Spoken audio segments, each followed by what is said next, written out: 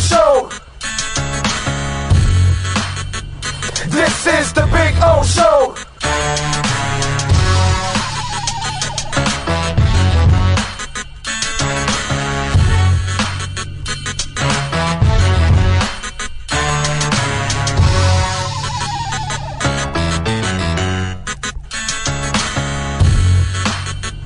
This is the Big O Show.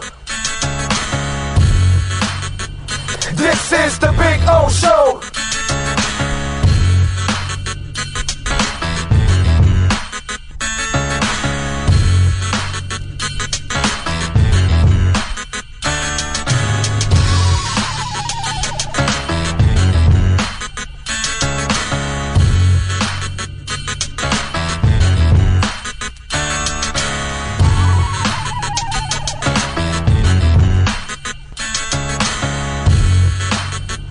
This is the Big O Show. This is the Big O Show. This is the Big O Show. This is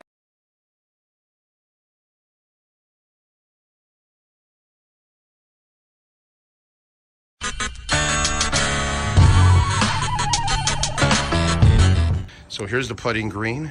See? There you go.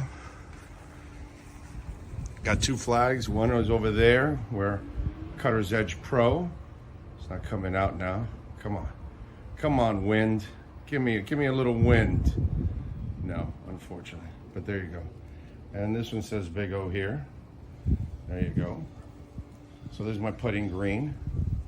It's about, I would say about 25 feet, something like that. I get to practice, have a little fun. See? And then, of course, we got, the bunkers. Got to have the bunkers, man. Got all kinds of bunkers there. You know what I'm saying? So that's a taste of our backyard. There's Maiden right there. Maiden. Bono, how you doing, Bono? Bono. He's a Carolina dog, by the way. These dogs are amazing. Their temperaments are awesome. But there is the Sylvester Palm, which is just beautiful. All right, call my guys, Will and Mike at Cutter's Edge Pro. They will take care of you. Dogs are not included, okay? Can't include the dogs. Those are mine. But the exceptional work, oh, baby. Oh, baby. Yes. Make your home an oasis. CuttersEdgePro.com. Go to their Instagram page, by the way, so you can see a lot of the before and after work that they do. And it is exceptional, baby. This thing's been on here for about 9 months. No grass growing through it or anything like that. Right, Bono? Huh? Bono!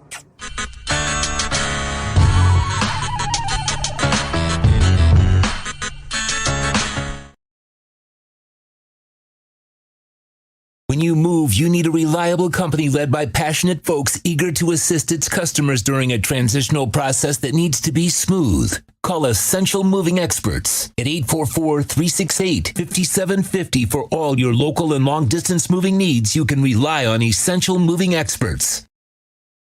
Mention the Big O Radio Show and get $150 off. Family owned and operated. They offer free 30-day storage, full service moving, fully licensed, bonded, and insured. Moving was never so easy. EssentialMovingExperts.com.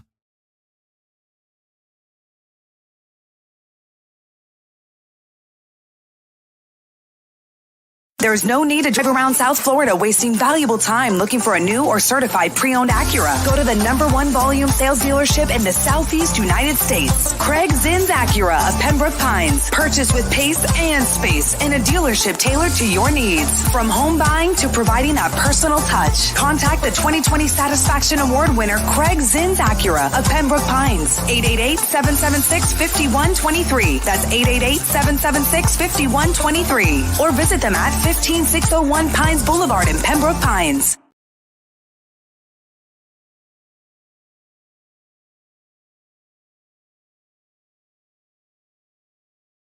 For over 16 years, EJDConstruction.com has provided South Florida residents quality craftsmanship, accurate project management, and exceptional service. That's why EJDConstruction.com is an A-rated member of Angie's List and the Better Business Bureau. When you're looking for the right custom home builder for additions or home remodeling, please call my friend Eric at 305-433-4843. That's 305-433-4843 for EJDConstruction.com.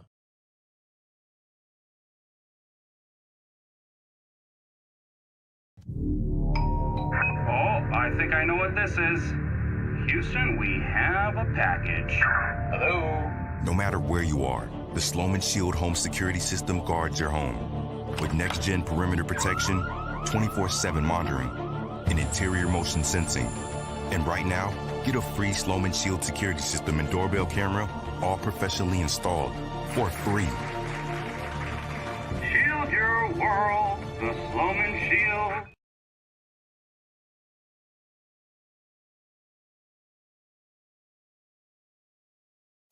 With more than 62 years of litigation experience handling insurance disputes, Welton Rayom is committed to resolving even the toughest insurance claims quickly. At Welton Rayom, they don't get paid unless you win. They handle complex personal injury claims caused by the fault of another in both state and federal courts. They handle auto, trucking, motorcycle, slip and fall, and bicycle accidents. Call 954-966-4646. That's 954-966-4646. Welton Rayom can help.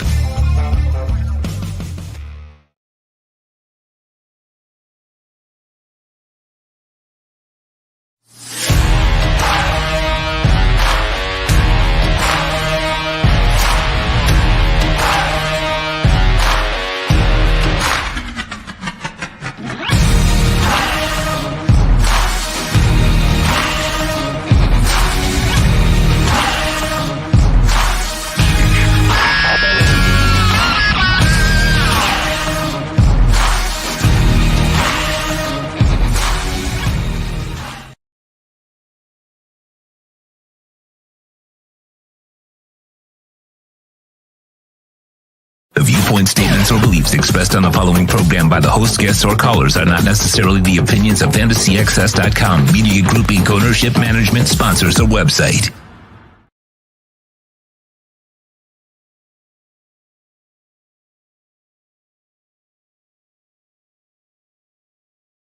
When it comes to South Florida sports teams, very few in the media have witnessed, lived, and covered it like the Big O. Let's start the program dedicated to your favorite South Florida teams with a passion that's unmatched. The Big O Radio Show is on. Here's the Big O.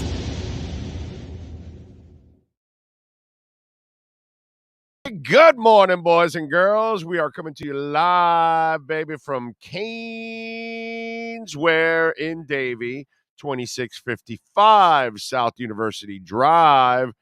New location, same area, same mall. We're just a little bit south of it, right? And, that's a couple stores down, literally next to La Spada.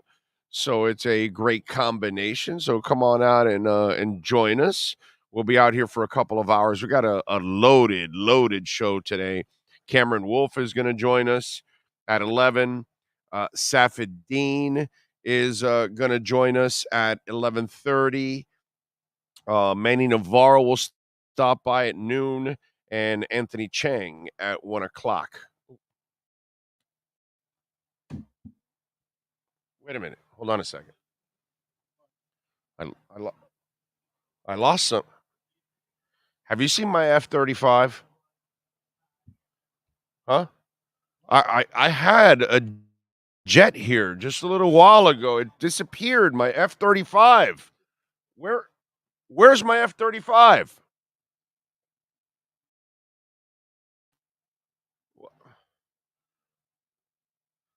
I had it. I had a fighter jet just right here. What happened?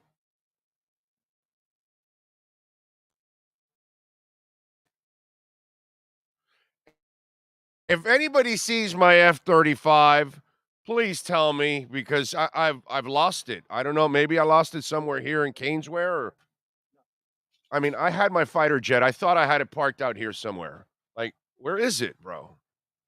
By the way, how do you lose a jet? Seriously, our government lost a jet. That's just too funny. Folks, if you see a jet, can you call this number? Seriously. It's like a stray dog or something now. Anyway, yeah, I mean, it's normal apparently you could just lose your jet nowadays. That's just a thing. Anyway, yeah, they found it in pieces in a mountain. Yeah, well, maybe mine crashed into one of the garbage mountains here in Florida. We don't have real mountains. We have mountains of garbage. So maybe my F-35 crashed into one of those garbage mountains. You know what I mean? So if you happen to see the one off of Sample and the Turnpike, maybe my F-35 is stuck there or something. I don't know. But anyway, if you do find my F-35, please, you could also reach out to our business line, 786-754-4664 if you find my jet. Okay. Anyway, good morning to all. I hope you all are doing well out there. Yes, we were a little late today. Today, it happens sometimes. Oh, by the way, send out the invitations. I couldn't. So send out the invitations. Cam is the first guy. He's probably waiting for it. My bad. So I forgot to tell you send the invites. Let me see. Where is okay.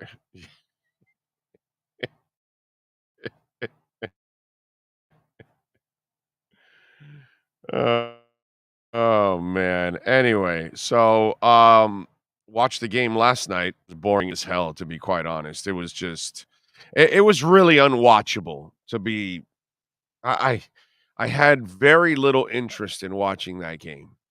A little intrigue with the quarterback for the Panthers to see what Bryce is going to do, but just wasn't. And he's a youngin. We'll see if he figures it out and all that.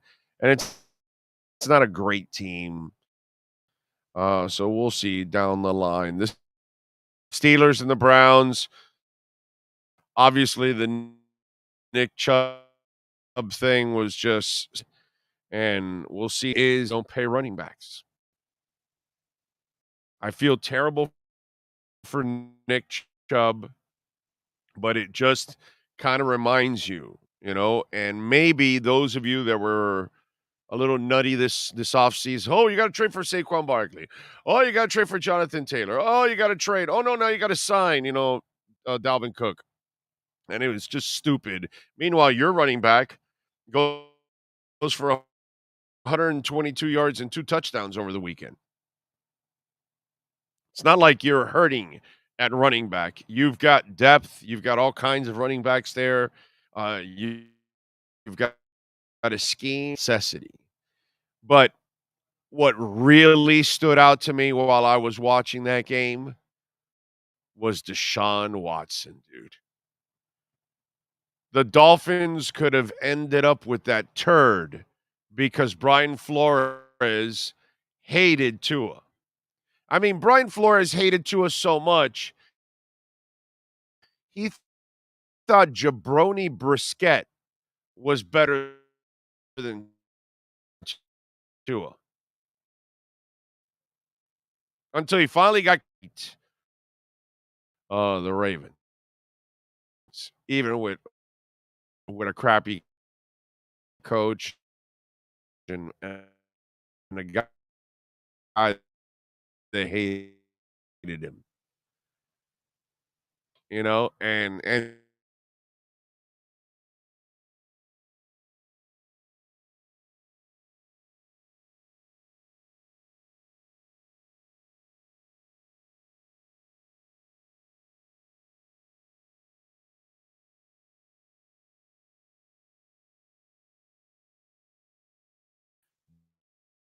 did not like him while he had him on the team and did not like him so much that he wanted to trade for Deshaun Watson.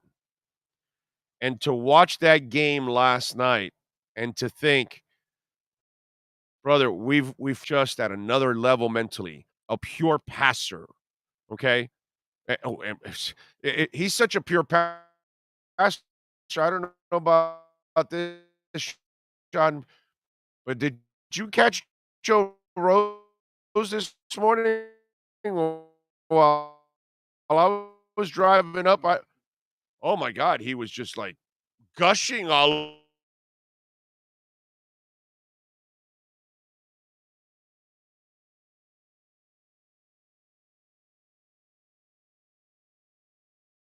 including some of the writers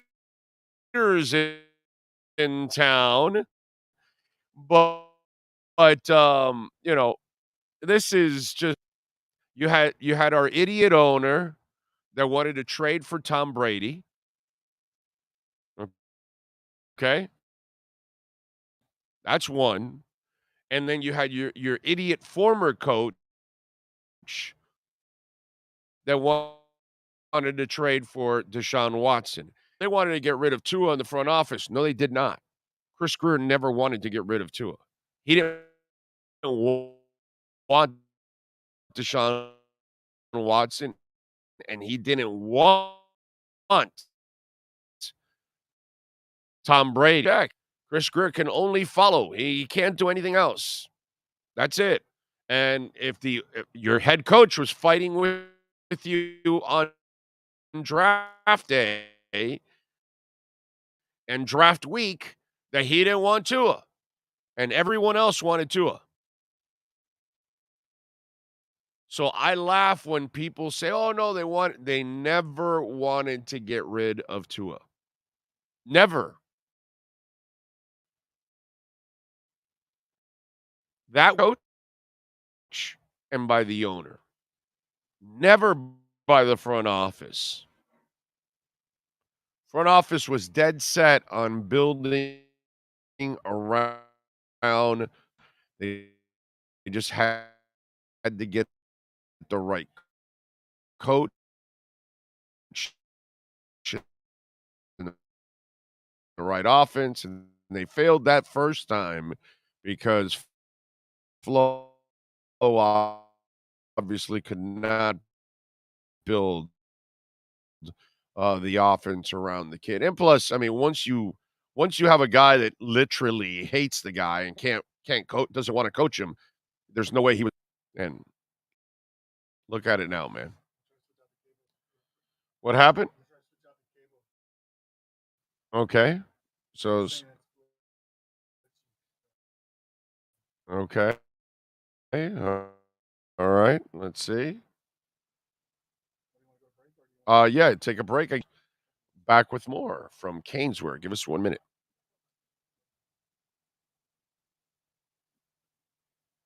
He hasn't gotten.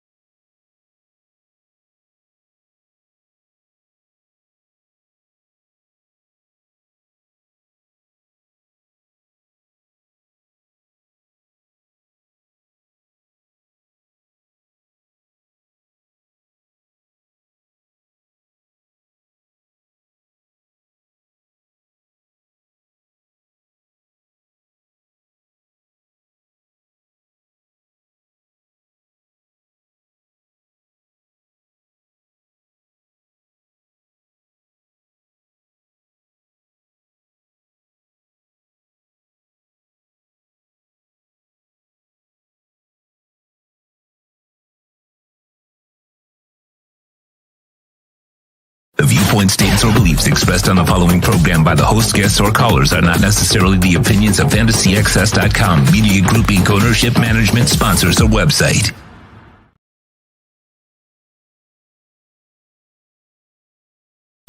When it comes to South Florida sports teams, very few in the media have witnessed, lived, and covered it like the Big O. Let's start the program dedicated to your favorite South Florida teams with a passion that's unmatched. The Big O Radio Show is on. Here's the Big O.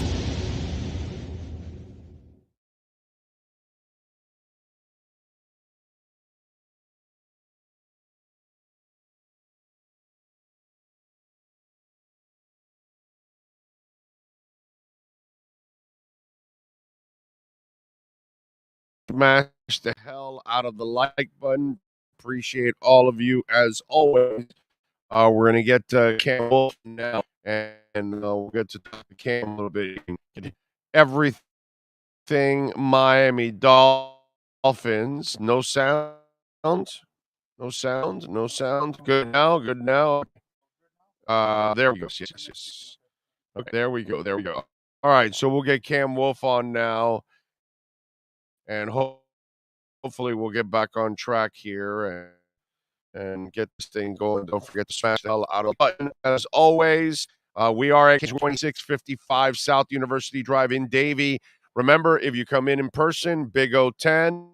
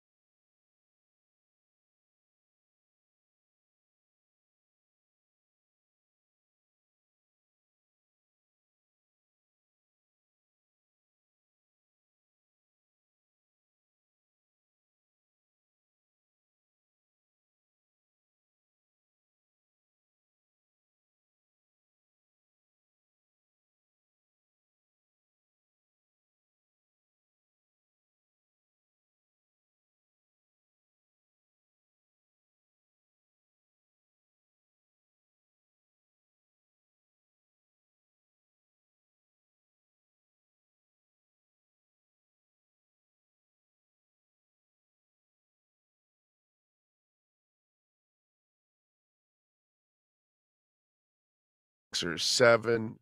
This is the new store, which is a much bigger store now, which is actually really, really cool. And you got Marlins gear, by the way, getting ready for hopefully the playoffs.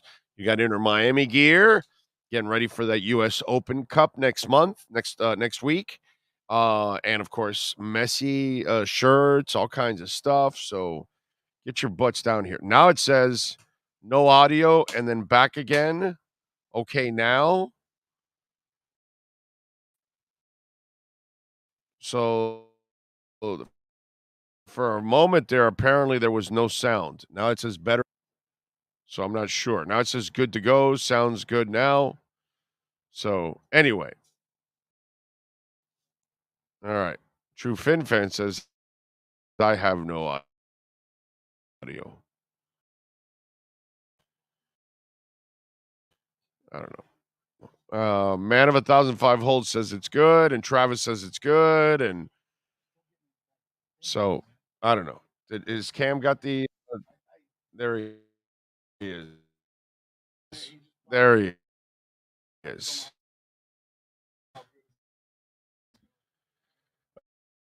All right, let's see if we got some issues going on here. We'll see if we get Cam on now. Right. But apparently they're not working. This one is the one that we're okay. Yeah. Yeah. Yeah. Safid at 11:30, so we're gonna end up losing Cam. Cam, we're gonna have to. Cam, we got to reschedule you, bro, because he's got to switch cables. That'll take. I'll call you, and we're having some technical stuff, so it's gonna hurt in the interview there. So All right, so give us again a couple minutes here. We got to switch cables once again. We are sorry. We're having a couple technical difficulties here. So go ahead, do your thing. We're at Canesware, folks.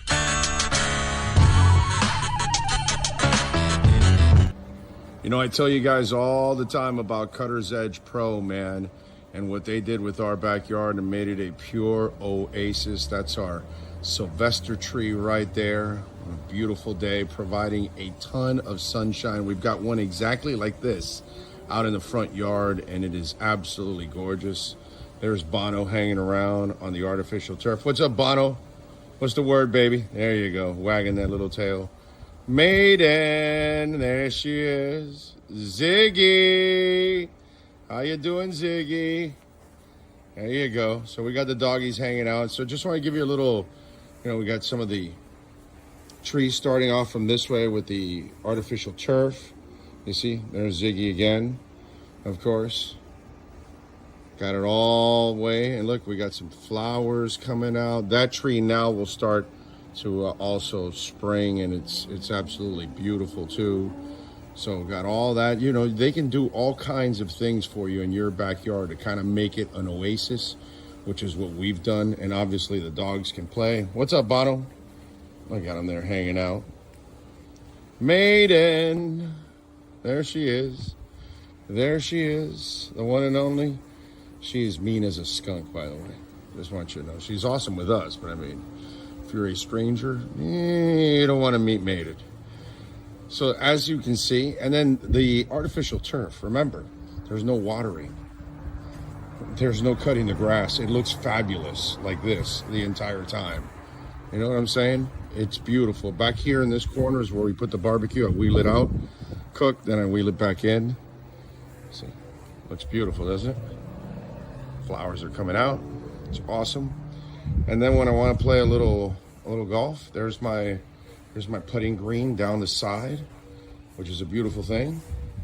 There's one of the holes all the way to the other side where Bono is at. All lights up. It's really beautiful when it lights up. When it comes to South Florida sports teams, very few in the media have witnessed, lived, and covered it like the Big O. Let's start the program dedicated to your favorite South Florida teams with a passion that's unmatched. The Big O Radio Show is on. Here's the Big O.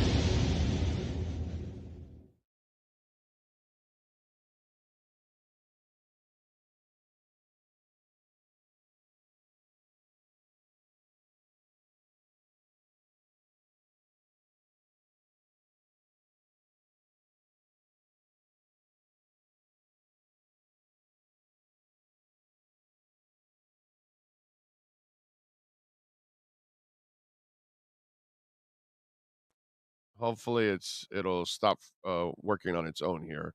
Anyway, we are back here at Canesware.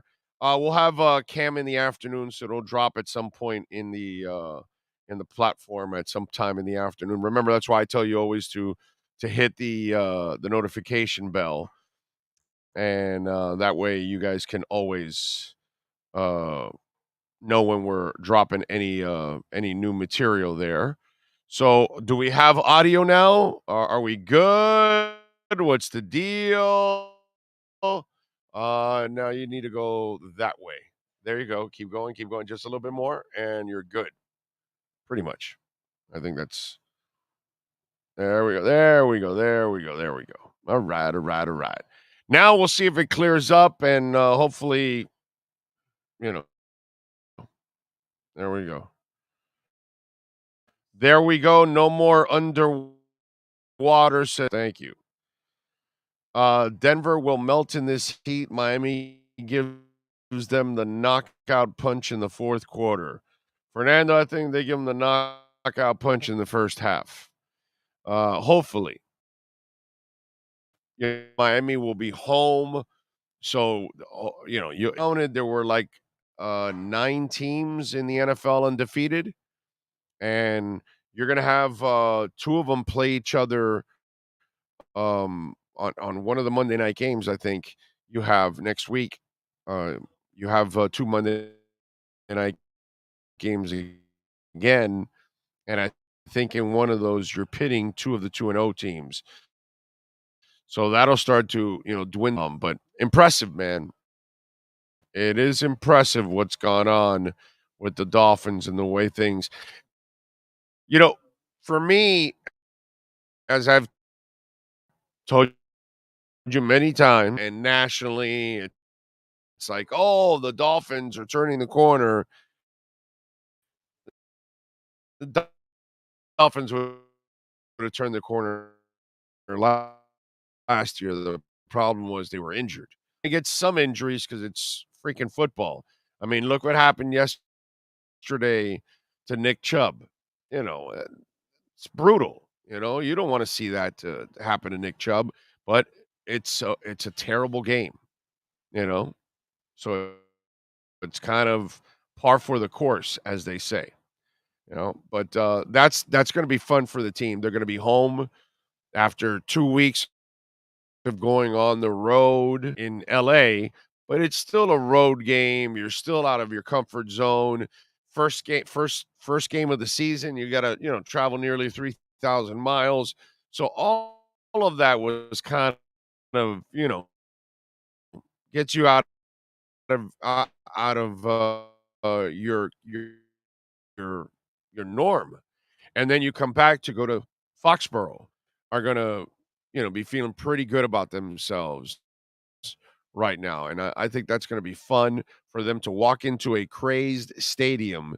And you're not really going to get a ton of Bronco fans or anything there. So I think it'll be pretty pro Dolphins. And it's like sometimes when you get a New York team, you'll get your share of New York kind of a stink. So that'll be cool too. Miami will have a nice home field advantage when it's all said and done. That's going to be a lot of fun that you guys are going to give them that kind of feel, and I think that will inspire them to give you the kind of effort that I think they'll have a chance of blowing them out in the first half. Audio's still not clear. The audio. So I don't know what's going on, bro.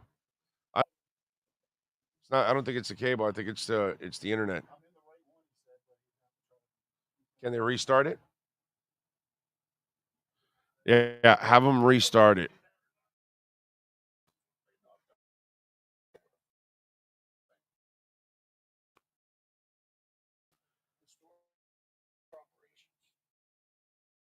Oh, yeah. Yeah. Yeah. All right, well, we'll see if we can restart it because uh, uh it's gotta be something with the internet with the signal right.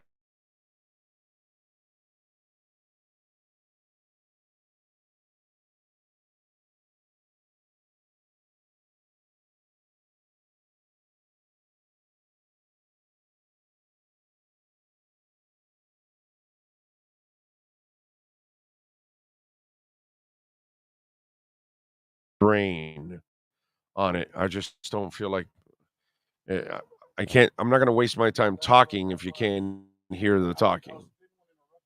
Yeah. Yeah. Yeah, it's hard. It's hard to so it's I just don't wanna waste my talk on something that we can't hear. Although it is gonna come out on audio at least, right? Yeah. Yeah, because it's just it picks up there, it's just what sends out is what's get choppy. Alright, so we're gonna try to reset the internet here and see if, that'll help out. Just came to smash the like button. We'll watch. Love it, Neil Finn. Love it. Eddie Lep says, like Pat said, commercials are fine. So it's just a lot. We can't really understand you now. Oh, okay. All right.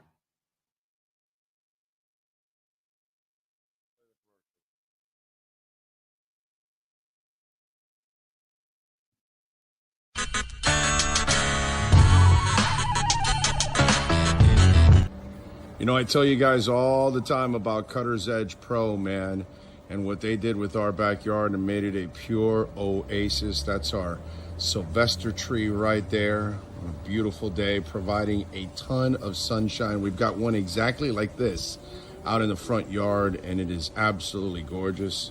There's Bono hanging around on the artificial turf. What's up, Bono? What's the word, baby? There you go, wagging that little tail.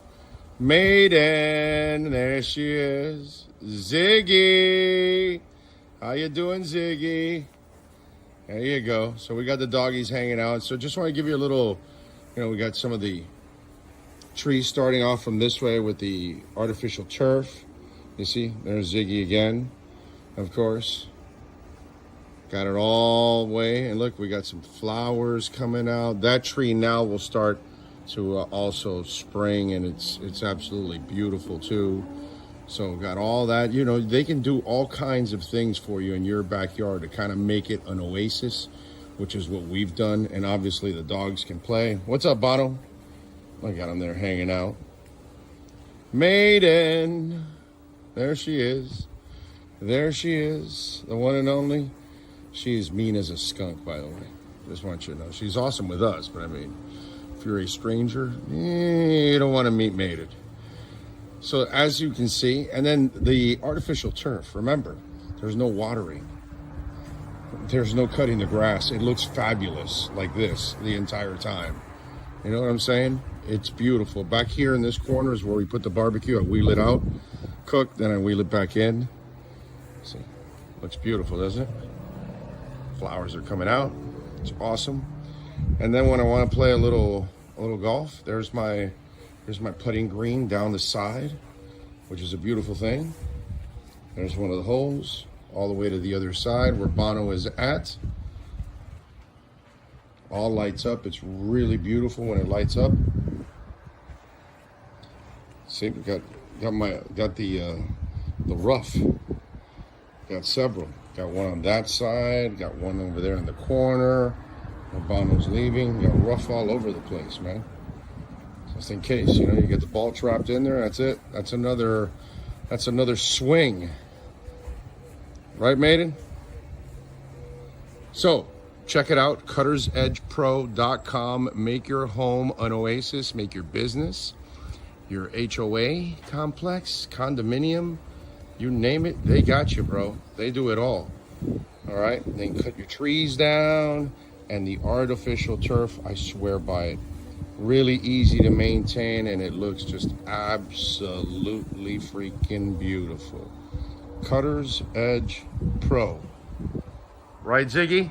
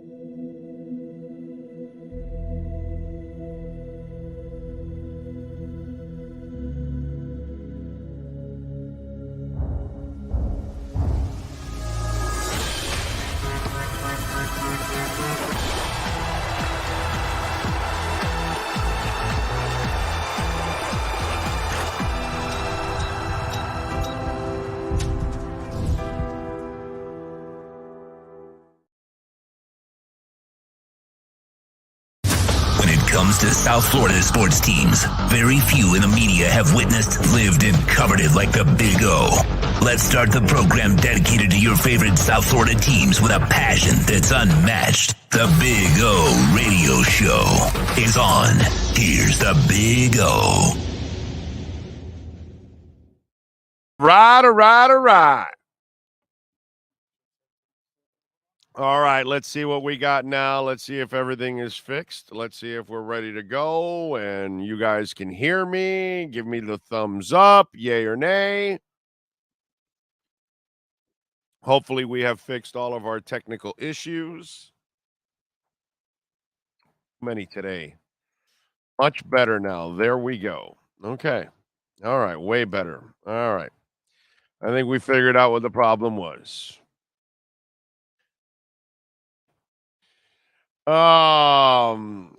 Click Clan. Hey, oh, are you coming back? Or are you calling it a day?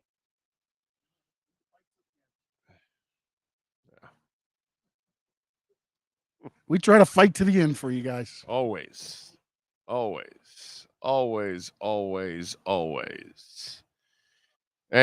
you got Safid coming in? All right, Safid's coming in. Let's do it, baby. All right, I think we got the show on track finally. Let's go. Safid Deen with our Baptist Health of South Florida Miami Dolphins report. Let's get the latest from the Aqua and Orange with our Baptist Health of South Florida Miami Dolphins report with USA Today insider Safid Deen. From orthopedics, sports medicine, cardiovascular, and even cancer. Get the world-class healthcare your family deserves at BaptistHealth.net. Here's Safid Deen. That's right. And BaptistHealth.net/ortho is the official sports medicine provider for the Miami Heat, Miami Dolphins, Florida Panthers, Inter Miami CF, FIU, FAU, Orange Bowl, Miami-Dade County Public Schools, Miami Open Tennis, and Miami Marathon. And the man, the myth, the legend, that is Safid Deen is joining us. Follow him on Twitter at Safid_Deen. Good morning, sir. How are you doing? Good morning, Big O. It's a great day to be 2-0, right? Yeah. Great day to be 2-0 in the AFC. Yeah. What an incredible start to the season for the Miami Dolphins, Big O. You win on the West Coast against the Chargers. You win in the Northeast Coast against the Patriots, 2-0. 2-0 in the AFC. You got two big games coming up here, and things are looking up, man. Things are looking up in a really big way. You got a shot to be 5-1, 6-0. 6-0 when you take on the Eagles. Okay, I think, and watching the Bills, and I know they dismantled the Raiders. The Raiders are bad, but Miami can easily compete with the Bills. They did last year. They can beat the Bills. Oh, and that's a good thing about this stretch. And I was looking at it yesterday. You got Denver, then you're at the Bills, the Giants, and Carolina. These are all winnable games leading up to Week 7 at Philadelphia. So that kind of sets you up. You know, and it's funny, Safid, because we have these Dolphin fans sometimes that they act like they've been winning forever, right? You know, and some guy goes to me, well, you know, the Dolphins won, but, you know, it should have been that close. You know, 7-point win should have been more. And I turned to him, I said, well, you know, the Eagles only beat them by 5. And I thought they were in the Super Bowl last year. So relax, bro. You know, Belichick is smart. He can't figure out the offensive stuff without Brady. That's fine. But defensively, he's always going to be a pain in the butt. Yeah, definitely, Big O. Going into this game, if you're a real Dolphins fan, you know, if you listen to Big O's show, if you listen to these segments that we're on, I told you guys it was going to be a low-scoring affair. It was not going to be Week 1 against the Chargers. You're going up against the greatest defensive coach of all time, and the greatest coach of all time, excuse me. So Mike McDaniel had a great game plan going into that game. The Dolphins already saw what they were doing. Bill Belichick said, "You're not going to throw it 460 yards to a. We're putting 3 safeties deep on you." And the Dolphins saw that. Mike McDaniel saw that, and Mike McDaniel got his juices flowing. He said, "It's time to run." Mike McDaniel is a run-first coach. He's a running game coordinator, essentially, running back coach. When you're a head coach, you always kind of defer to what you always know.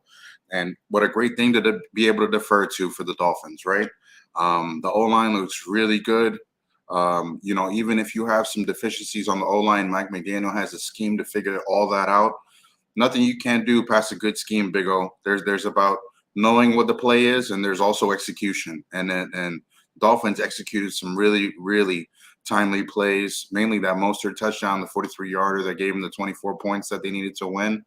And everybody's doing really well, man. Smythe and Ingold are blocking really well. Robert Hunt moving off that double, the double team, going to get that one person for that one play in particular. But Mike McDaniel's got this all drummed up, man. This is one other play, too, that really stuck out to me, Big O, was that touchdown to Tyreek Hill. It was a quick little, 1-yard pass to him. But they were doing that after a timeout there was a stoppage in play, right? So for the Dolphins to have all their timing and their and cohesion set for that moment, that as soon as the referee moved away from the ball, they were going to snap it and throw it to Tyreek and just go head over to the sideline because they know they scored. I mean, just big moments for the Dolphins here. This is year 2 of a new coaching era, and they look like they're prime and crisp. They look in like a lot better shape than a majority of the teams in the NFL, just through 2 weeks alone, man. Well, I got to tell you, man, to see where they're at now and you start looking around the league and the landscape, they can hang pretty much with anybody right now. It's just a matter of staying healthy, and the performance of the offensive line, the play design, the intelligence of Tua to run all of this, because sometimes I think people take for granted and they think, well, you can plug any quarterback in there and he's going to do the same thing. And that's a lie, my brother. That's an absolute lie, because you have to be able to read and react and decipher very quickly and be on target and have the accuracy and the timing. And I think there's a lot of people that are taking for granted everything that's going on, the coaching, the play design, and Tua being the conductor of all of this. That's a perfect way to say it. He really is a conductor. He's a game manager. He's like a point guard out there, honestly. There's organization, which Mike McDaniel and Chris Greer have provided. There's a cohesiveness that all the players kind of have from playing with each other for so long. Maybe it's 2 years in a row. Maybe it's even longer for a lot of guys, especially on that defense. But Tua is out there being a point guard out there. Not a point guard, a point guard out there. The way he's dishing out the football, the way he's orchestrating the guys at the line, the way he's getting the plays in. Just that one play to Tyreek that I mentioned too, you have everybody kind of lined up and in the position that they're in. Everybody knows what's going on. I mean, this is a team that really did their work in OTAs, really did their work in training camp to really solidify what happened from last year and to improve on it on this year. It's so much different when you're going in year 2 of a same system that you kind of already know a little bit more, and things just become so much easier, Big O. We spoke a little bit about those injuries. Dolphins 2-0, no Terron, no Jalen Ramsey. Jalen Phillips was out with a back injury, and now you have Jalen Waddle in concussion protocol, and I'm keeping that kid out as much as he needs it because that was a really wicked hit he took to the back of his head. Maybe Phillips comes back with the back. We'll see. Phillips kind of always kind of had a back issue, I believe. But without Terron and Jalen Ramsey, you're 2-0 already. You got a big 2 games coming up against the Broncos and against the Bills. I'm kind of happy one of those games against the Giants or the Panthers didn't really fall into this mix here. You kind of worry about maybe where the Dolphins' heads are at, but I think everybody's kind of in a good place right now. I think they all understand what the mission is, what the task at hand is, what they can accomplish. I mean, you're 5-0, 6-0. Who knows where you're at, come November, December. It's all about getting the little steps ahead that you can. And Big O, when I look at it from a national standpoint, I look at the Bengals 0-2. Sure, the Ravens are 2-0. Sure, the Chiefs are 1-1. The Bills are 1-1. But every little inch you can get in that AFC race is so big, so huge. It's Dolphins go host a home playoff game. It would be amazing. It would be amazing. It would be really great for their prospects when the postseason starts. And you're hopefully having Terron and Jalen Ramsey back at that point in the season as well, too. Not to say that Terron's going to be out even longer than he is, but things are looking up, Big O. You got to take it with a grain of salt and enjoy it. And really, the guys really do need to improve in the areas that they need to. You know, Safid, where I think Miami really benefits is last year. And what I mean by that is last year you were 8-3. Last year you had most of the guys you had on that team last year are here. They all experienced what happens at 8-3 when a ton of injuries happen to your quarterback, the secondary, offensive line, all kinds of stuff that kind of really dismantled your season. You know what I mean? The Dolphins weren't an average team. They weren't really a 9-8 team. They were a team that had a lot of bad luck last year.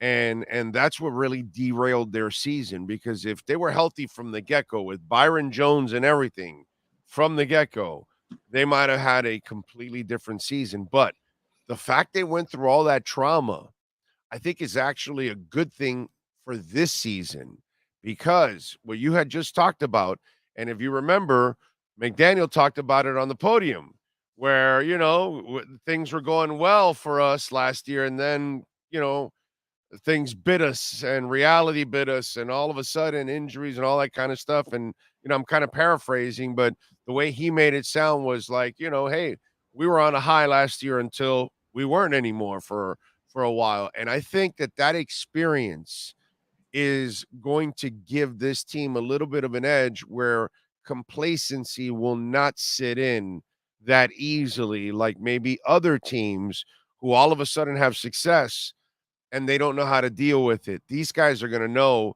hey, man, last year things were great too, and then all hell broke loose.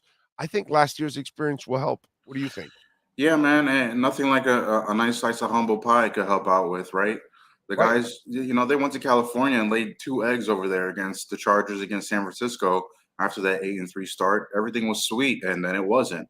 Then you try to go up to Buffalo and you play them really toe to toe, and you can't come out with the win in that game.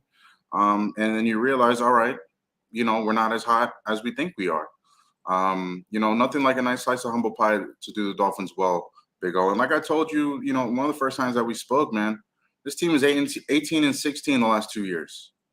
You're winning as much as you're losing, or excuse me, you're losing as much as you're winning. That's kind of the way you should look at it, right? And you can put a bunch of factors into that. I know you were going there. Oh, no, Tua. Yeah, Tua lost some games too, Big O. There were some games Tua lost too. He's 10-4. I know there's some injuries and stuff. He's he's 10-4 in games that he started and finished in the last 2 years. Okay. This is a big opportunity this season, Big O. We can look down the line all we want and see 5-0, 6-0, maybe 10-1. Who knows? What the schedule kind of looks out at. They're going to be in good shape when they go play the Chiefs. That's for sure. Yeah. But they're going to have some tests this year, man. The Bills, the Broncos are a big test. Don't sleep on the Broncos. I know it's kind of easy to, because they didn't really look too great in week 1. Week 2, they looked a little better, but they still couldn't come out with that comeback against Washington last week. Washington's playing really well. You got to give them credit where it's due. This Broncos game is going to be a tough game. I want the Dolphins to kind of have their emotions kind of in check, because this is the home opener. It's a big game. You played your first 2 games on the road. Everybody's dying to play at home. I know the fans are going to be crazy for this game on Sunday. That's going to be a packed stadium. Obviously the Broncos, Russell Wilson, Sean Payton, they have a new rebuild they're working through right now. Thankfully, the Dolphins are in year 2 and not year 1 of their, what's going on there. But I like the Dolphins in this game. They just got to put it all together. And then, hey, look, week 4, you're not looking at a dud at like the Giants or the Panthers. You got a team you want to play in Buffalo, and you got a chance to show Buffalo early what you're all about. It's easy to look ahead. It's easy to kind of, play out the schedule and this and that. But Dolphins got 4 guys they got to worry about. It's Terron, it's Jalen Ramsey, it's Jalen Phillips, and it's Jalen Waddle. And once those guys kind of, turn the corner in their recoveries, all respectively as well, and nobody else does get hurt, everybody stays healthy, this team could really turn a corner, Big O. So I don't remember where you stood on this, but I know I was always on the Tua side on this. But watching that game last night, and I tweeted out this morning a picture of Deshaun Watson and said, the Miami Dolphins could have ended up with this turd. And it's what he is. He's a turd. Anyway, and I'm being kind by calling him a turd, by the way. It's hindsight now, obviously, is 2020, but it's interesting how you could have ended up with that, and Tua could have been somewhere else, and who knows, maybe he's balling for somebody else, and you're frustrated with Watson. The mistakes that could have happened for the Miami Dolphins. Yeah, I think the great Barry Jackson had an amazing tweet. Sticking with Tua has really paid off for the Dolphins after, when you think about flirting with Brady and Sean Payton and Deshaun Watson, all three of those guys in the last 2-3 years or whatever. The Dolphins kind of played themselves into a really good situation with Tua just by sticking with him. And I don't think they stuck with him by default. I think it was a decision as well, because you could have made a decision to go somewhere else. Where did I stand on the Deshaun Watson thing? I understood all the appeals, sure. I also understood it's hard to sell to your fan base. One, also understood that this guy was going to have a significant layoff to try to come back from. And obviously, he looks really bad right now, man. Deshaun Watson had like probably 2 plays in that game that were really good, and they were both like 20-yard passes to the outside. One to Amari Cooper, one to another receiver. It was the only good throws he could make. Every time Deshaun Watson tried to launch something even past 25, there was nowhere in sight of a receiver. He has just bad accuracy down the field. He was pressured a lot against the Steelers, and everybody will be, because TJ Watt is back there. 6 sacks for the Steelers last night. But Deshaun just had some bad decision making as well. There were some times where he did escape pressure, but his eyes are not downfield at all. So that's just a lot of things that Deshaun Watson is really behind the 8 ball with all the games that he did not play because of his suspension and whatever that was with Houston sitting out that season. And when you look at Tua's been on the field all that time outside of the concussions, and Tua has a coach that believes in him and has an offense that is catered to him, which is something that didn't happen when Brian Flores was here. The offense was complete trash the first 2 years, and Ryan Fitzpatrick made the most of everything, to his first season. There's just so much better cohesion here. Chris Greer and the Dolphins leadership, they hired Mike McDaniel. They hired an offensive coach because you need that for a young quarterback. And you can't go defensive unless you have a great offensive coordinator. And there's not that many offensive coordinators that are that great that are not in head coaching positions in the league. They really struggle with Mike McDaniel here. They really struggle with sticking with Tua. They really struggle with all the draft picks that they have and all the cohesion that they have on defense. And some of these offensive linemen might just work out in their favor because of the scheme that they're in. So looks like a win-win-win all aboard, when the Dolphins were trying to do some real shady stuff or things behind everybody's kind of back to try to make things happen through the windows or the channels that be. But the Dolphins might have came out on top on all of this, Big O, when we look back on everything. Oh, for sure. There's no doubt. Thank the Lord that Flo and the owner didn't get their ways, because that's really because from what I know, the front office didn't want to give up on Tua. That was more about the coach that had a chubby for Watson, and the owner, the 2 owners, who obviously one of them was Bruce Beal, and trying to get Brady here. I got something I got to bring up, because I think we're getting a little lazy on this label of the greatest coach of all time with Belichick. And let me explain. Until Belichick has significant success with another quarterback, I don't think he can be labeled the greatest coach of all time. Let me explain. Joe Gibbs won 3 Super Bowls with 3 different quarterbacks, neither one of them a Hall of Famer. Don Shula went to Super Bowls with 3 different quarterbacks, one in Bob Greasy, the other one in Dan Marino, and then the other in Wood Strock, actually, and David Woodley and Don Strock. And so he proved greatness with different teams. And we have lazily given Belichick the greatest label. He is the greatest defensive coordinator, defensive mind ever. I will give him that because I've watched it with the Giants and the Patriots and still with the Patriots. But until you figure out offensively, until you can get another quarterback, until you can get to big time success offensively, I can't put you with Joe Gibbs and Don Shula, actually. I can't.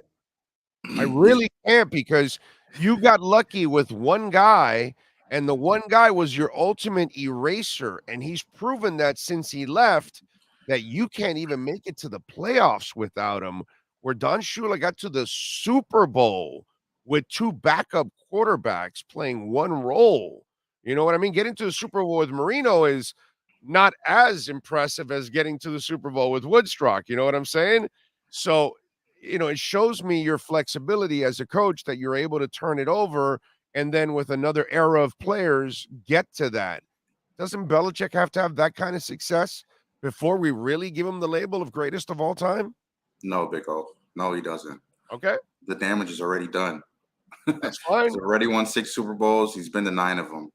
I'm more impressed by Joe Gibbs' 3 championships with 3 different Sure. quarterbacks.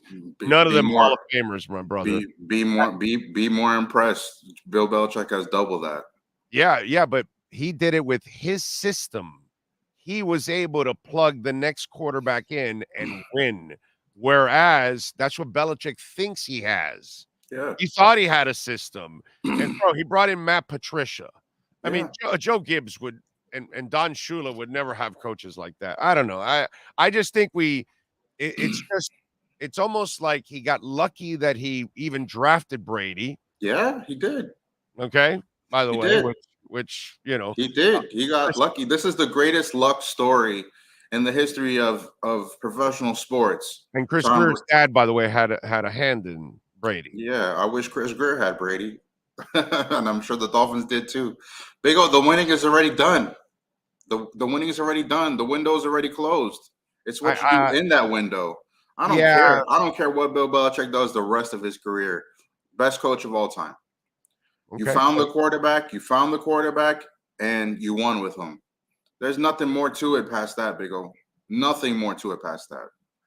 When you look at all like great championships and dynasties and things like that, like Phil Jackson was the only one to really kind of be like, all right, I'll go, from Kobe. I'll go from MJ and Scottie Pippen to Kobe and Shaq. Right?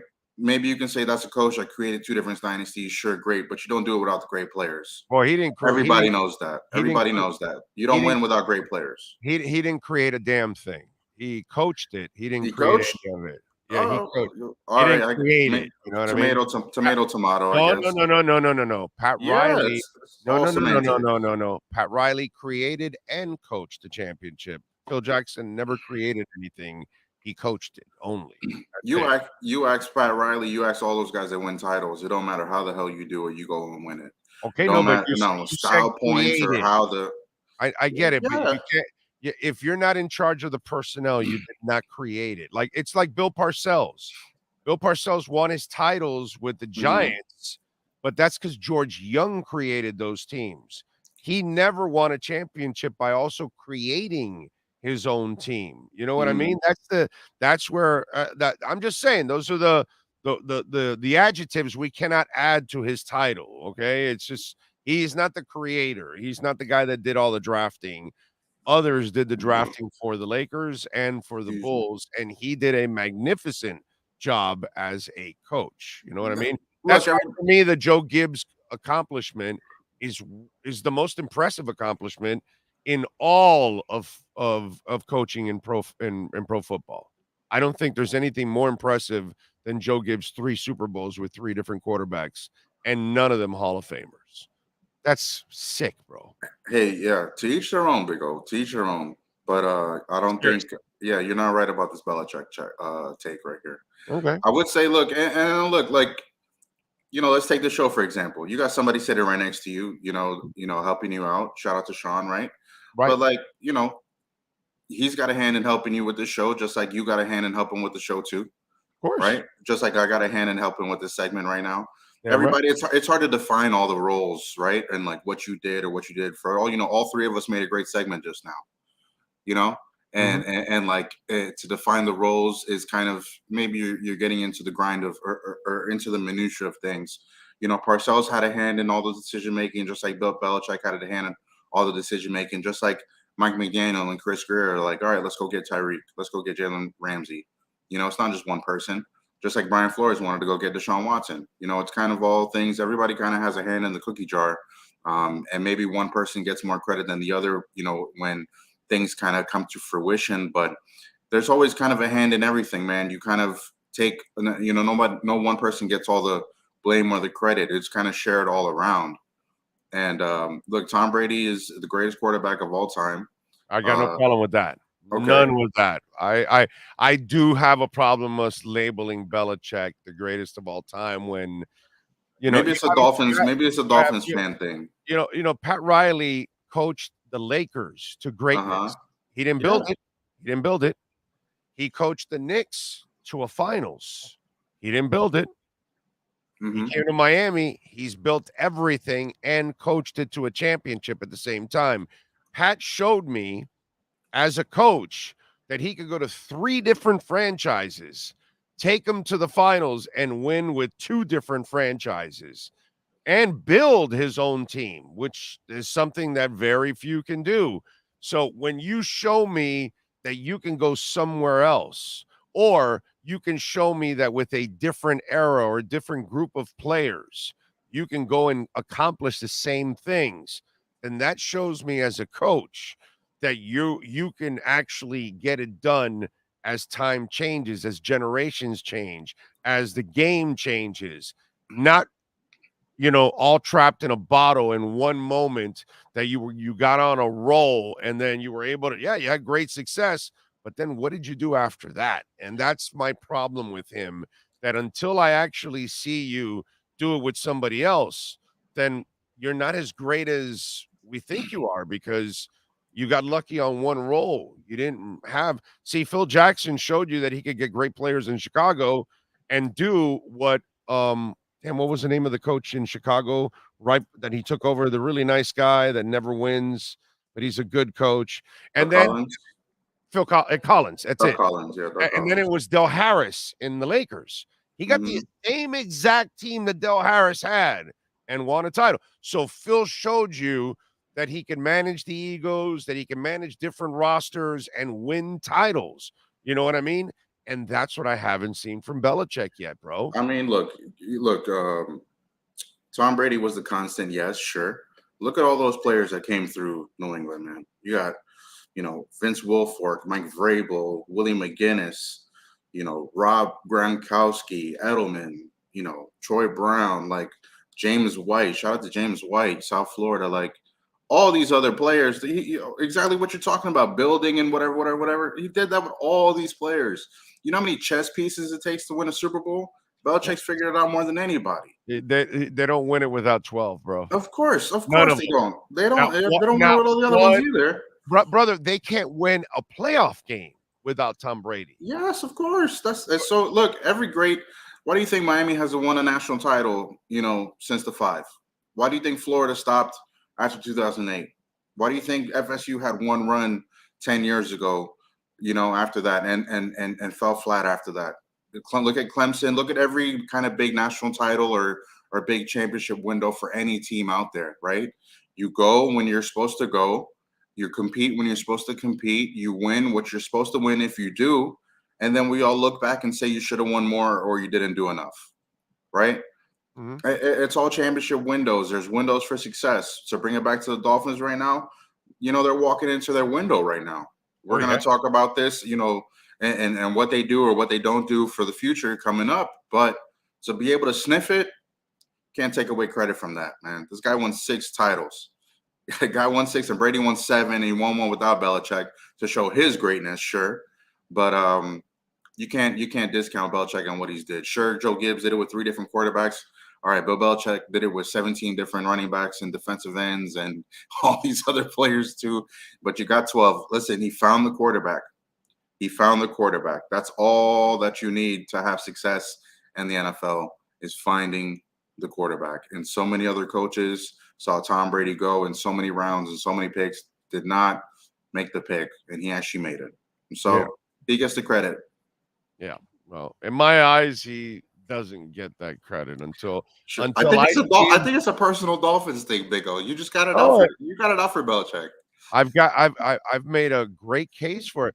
See, the difference is between you and me is you're not impressed with Joe Gibbs. I'm way more impressed with Joe Gibbs than I was Belichick. Now, I lived it. You didn't. So there's probably a difference there also between us because to you, it's just a stat in a book. And maybe you could go find a highlight. I lived it. I watched the man. You know what I mean? And I'm impressed when you're able to do something like that. I'm impressed more with Pat Riley than I am Phil Jackson. I've said that. Why? Because he built his own teams and he continues to do it to this day. You know what I mean? So as a coach, you got to give Phil the thing, but as a overall general manager and coach, Pat Riley's the god, bro.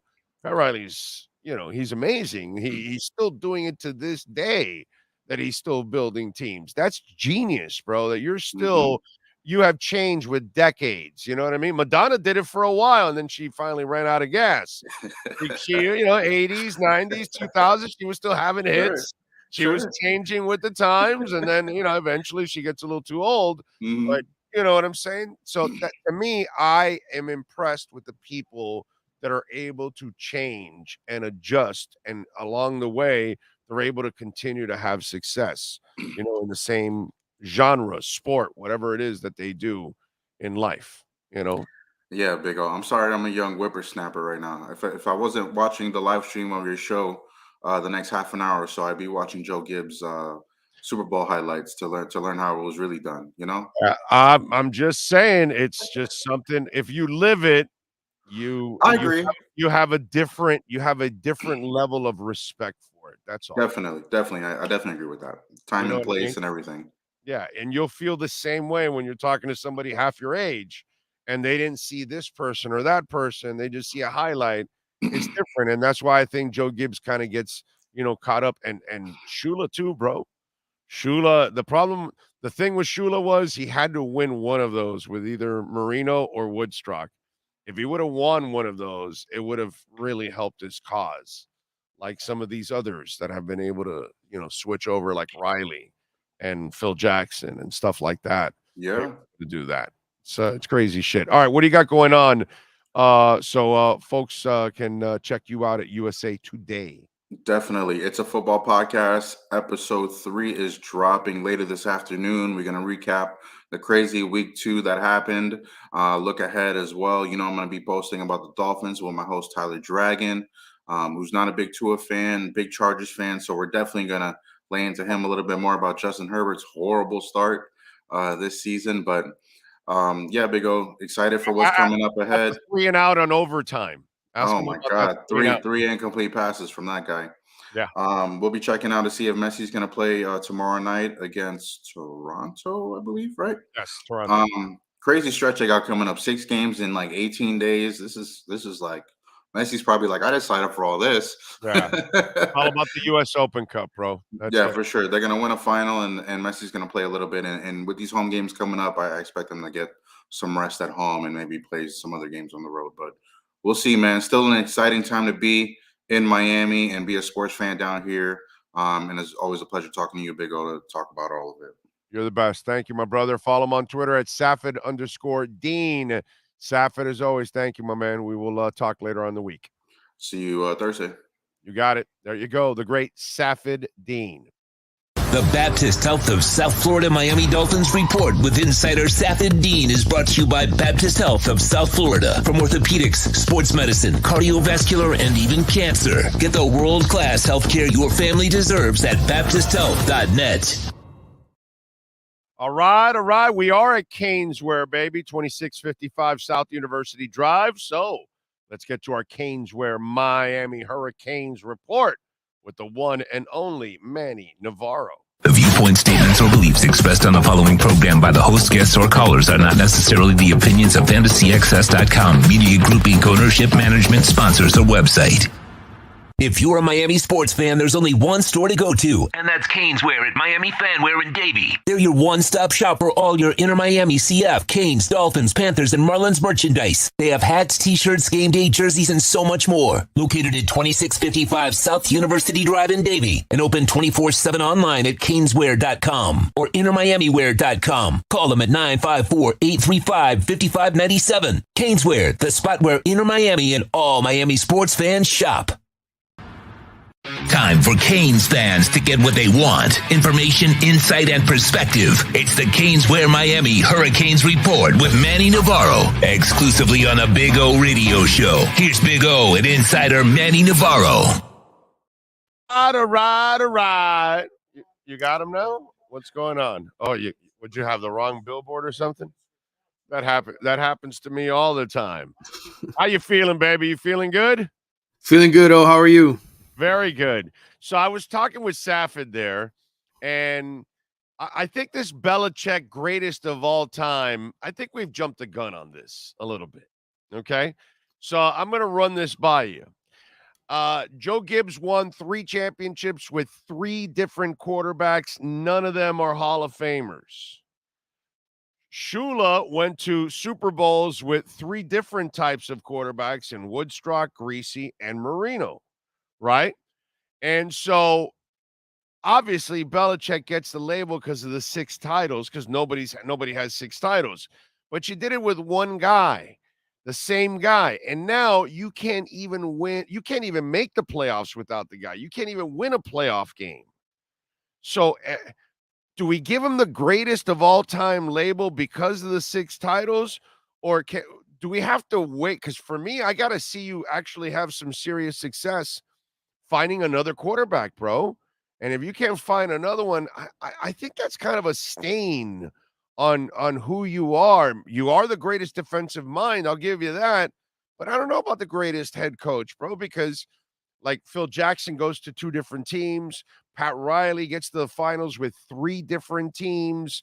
You know, to me, that's when a guy starts to show me that they are an absolute difference maker when they're doing. Bro, Pat Riley is still building teams in 2023. I mean, not as only as a coach, but as a GM. This guy's been a GM now for decades now. You know what I'm saying? So that greatness, all-time greatness label, does he deserve it, or does he have to do something with someone else in your eyes? Well, I mean, it's funny because as I was watching the game Sunday night, I was thinking along the same lines as you that, you know, it's pretty telling that without Brady, he just hasn't been able to have much success at all. He's basically a 500 coach. And, you know, obviously that we've seen a lot of other coaches in multiple sports win championships without a star quarterback or without a star point guard or without, you know, some sort of deficiency. And so, yes, I think without question, I think it puts a stain on Belichick's legacy. And I think when we start seeing, you know, 30 for 30s and all those kind of documentaries down the road, for as great as Bill Belichick is with all those rings and the great defenses he built, I think there's no way you can ignore the fact that he just hasn't done it without Tom Brady. Right. I mean, that's the part to me that bothers me a little bit about that. It's like, yo, bro, I need to do something else, man. Someone else. Absolutely. You know? It's like, it can't be only your whole thing is Tom Brady. And then Brady goes to Tampa, makes you look like shit. Really shows you just how great he was, right? To win a Super Bowl with that franchise. And they've, you know, I know they're gotten off to a good start this year, but it's not the same thing, dude. No, it's not the same thing. They're not going anywhere. I mean, yeah, great. Right. But come on, bro. They're not going anywhere. And so it's just that's my problem with all of this. And I think it's kind of lazy. I get it, bro. He's got 6 titles. Nobody has 6 titles. But right. The Joe Gibbs accomplishment still to this day, and I'm a Shula guy, but the greatest accomplishment by any head coach, 3 championships with 3 different quarterbacks. That proves to me that you had the system, the ultimate system, because your system, you could actually change the quarterback. Nobody's been able to do that, bro. Nobody. That is sick. And then he goes to auto racing. Right, and has success there. Yeah, No, he it's doesn't have success. He freaking dominates, bro. I yeah, mean, he's a stud. He's just as good as he was in football. And it just shows me that Joe Gibbs was at another level, dude. Just at yeah, another level, man. Anyway, what's nice to see? It's nice to see that the Canes are at another level. yep. What they had been the last couple of years and what they were last year for Mario Cristobal, the change and looking at like a team that actually looks responsible out there. I gotta say, Manny, it's been a real pleasure the first couple of weeks. Yeah, and look, if you look at some of the numbers now and where Miami rates offensively, I mean, I think they've got the number one graded quarterback, the number one graded running back, and the number one graded receiver in the ACC this year.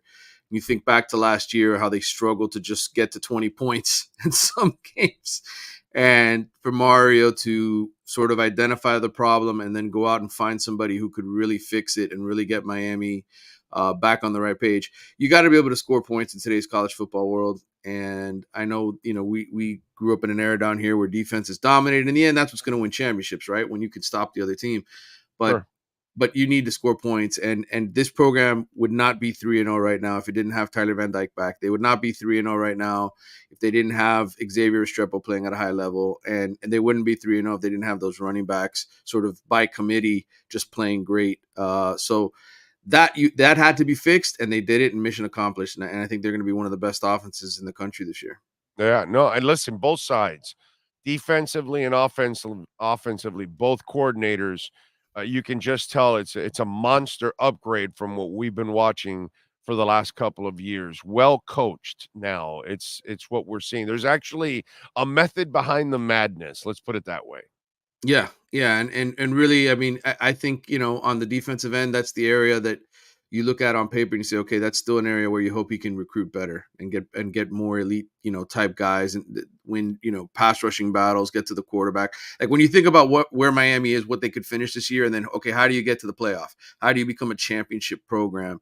I think defensive tackle, defensive line. I think cornerback, those are areas that, he's got some guys that have come in as transfers that have done a good job, but you want to get to that Georgia, Alabama, Clemson, Ohio State level where you're in it every single year and this is sustained success. That's the areas where he's trying to recruit, and he's doing it. He's addressing it. He's got one of the best. He just got one of the best 2025 defensive linemen in the country who could end up moving up a class to 2024. So he's addressing it and he's trying, and they're going to get there. But there's no doubt this season is going to be a lot of fun for Miami fans, and even more, even better than what I expected. Well, there's a domino effect to all of this. Mm-hmm. You got to find the staff, obviously. You got to start winning. And then when you start winning, you're going to get a couple kids because you're Mario Cristobal. And you're going to win over parents, and you're going to win over kids because they're going to see there's no bullshit in you and all that. So they're going to love that part, okay? But eventually, you're going to get the all the kids that you really want once you start. We've talked about this. Once you start winning, Yep. and then once you start actually proving that guys are going to the NFL, then they're going to line up for. I mean, that's what Deion Sanders in a very short time. That's what he's doing.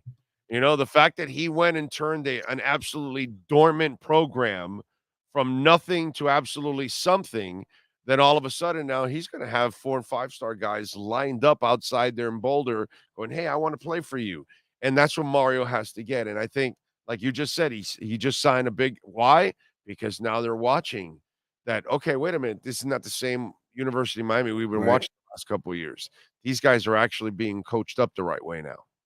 Yeah, and they need to see it. It's sort of that prove it factor, right? Like not just talk about it, but show me, and that's really important for a lot of the elite guys if they're going to jump on board. You mentioned the NFL. Oh, I was going to use this in my podcast, and I'm recording shortly. 20 Hurricanes on NFL rosters. 8 of them are starters right now. Remember back when there were 20 Pro Bowlers on NFL rosters from Miami? So he needs to sort of get everything sort of rolling. And getting this program back to where it was. And certainly I think he's done a good job in the transfer portal, finding guys. And I think helping getting them drafted here is going to help the program big time in the year to come. A guy like Jaden Davis, who comes home from Oklahoma where he really wasn't that good of a player. Well, guess what? He's playing at an elite level right now for Miami, one of the best cornerbacks in the country. That's going to help Mario when it comes to bringing talent back home and saying, "Hey, look, here's an example. Here's a Jaden Davis. This is what we can do for your career if you come home."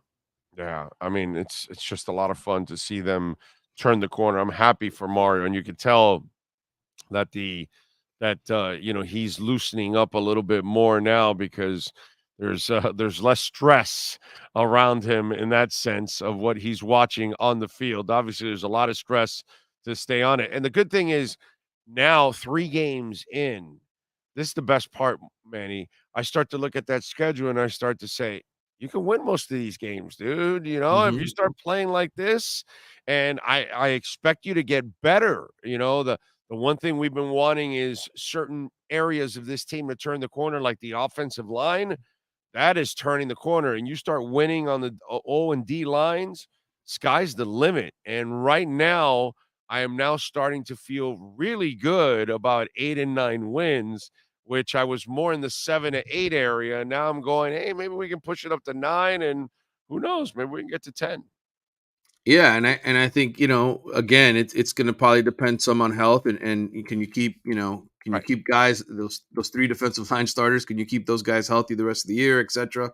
But you're right. I think the goals certainly move up. I think I'm looking at the ESPN Power Index right now. They've got them at 9.7 wins for projection. So 9 to 10 wins is what they expect. The analytics nerds and all that stuff. So I mean, they've got a chance. They've got a chance to get to the ACC championship game. But I think health is going to ultimately tell the story here. Yeah, big time. All right, Temple. I'm not expecting a major challenge, but and I also am not expecting complacency from these guys. I Hmm. would imagine that they're still mighty hungry to continue this role, right? Yeah, I don't get the sense at all from these players, and neither does Mario from what he said, in interviews that this is a team that's going to fall prey to, hey, we've got this thing right. Like we can coast now. Obviously, this weekend will be a test because they're going to get on a plane and go, fly to Philadelphia and go play this game over there. But certainly, I think from a hunger perspective, there's a lot of guys who still have a lot to prove, and they know they've got to put a lot of good stuff on tape if they're gonna have a chance to play professionally. So there's a lot of motivating factors there, and I don't expect to drop off this week. I think. If anything, this could be one of those weeks where Miami really impresses the pollsters and goes out and beats a Temple, like 52-0 or something. I think they're capable of doing that. He held back this past week, right? Yeah, I think without question, and I think part of it, you got to remember, there were guys hurt, there were guys banged up. He pulled Tyler and Xavier Restrepo at the half. They went to the second and third team early in the third quarter, and so they only ended up scoring, I think, 2 touchdowns in the second half against Bethune, and gave up a late score. So I think this is again, I think this is the kind of week. I know Temple's 2-1, and they're trying to get things back on the right track over there, but this is the kind of game I could really see Miami flex its muscle and pound a decent Owls team, not a terrible Owls team, into submission. So let me ask you: did you watch Colorado State? Yeah, I watched bits and pieces of it. Certainly, impressed by the fact that Shador Sanders just keeps, putting out these great numbers, and they did it obviously without Travis Hunter, who I think, people look at that score and they say, man, Colorado State not that good. Why are they playing double overtime with them? Well, you take Travis Hunter off the field, that's what's going to happen. That's how special a player that guy is. But look, they got the W, and they're 3-0 now. I think Colorado. You look at their future the next couple of weeks. Obviously, tough games with Oregon and USC, but I was encouraged by what I saw and from Colorado, and I think there's a good chance this Colorado team could win 7-8 games this year and make a bowl game and far exceed whatever expectations were given the preseason. Yeah, Shador and Caleb against each other. That's going to be a lot of fun. Yep. The 2 best college quarterbacks pretty much going up against each other. I ask you this because at the beginning of the week, Jay Norvell went after Deion because of the hat and the glasses, and you said you saw bits and pieces of it. If you watched the whole game, it wasn't only the Travis Hunter dirty ass hit. That's the thing that stood out to me, that Jay Norvell's team was dirty, bro. And so Yeah. it's like amazing to me that you talk all this shit about the guy's glasses and hat, and Yeah. then you teach your kids to go out there and take a whole bunch of cheap shots against Colorado. And then on the flip side, I gotta say, I gotta give Deion a lot of credit because he took the high road there, and he still hasn't slammed Jay Norvell after the whole thing, which he should. So I found that to be kind of classless on Norvell's part, that you're whining about glasses and a hat that a coach wears, and meanwhile you're teaching your kids to be a bunch of goons out there.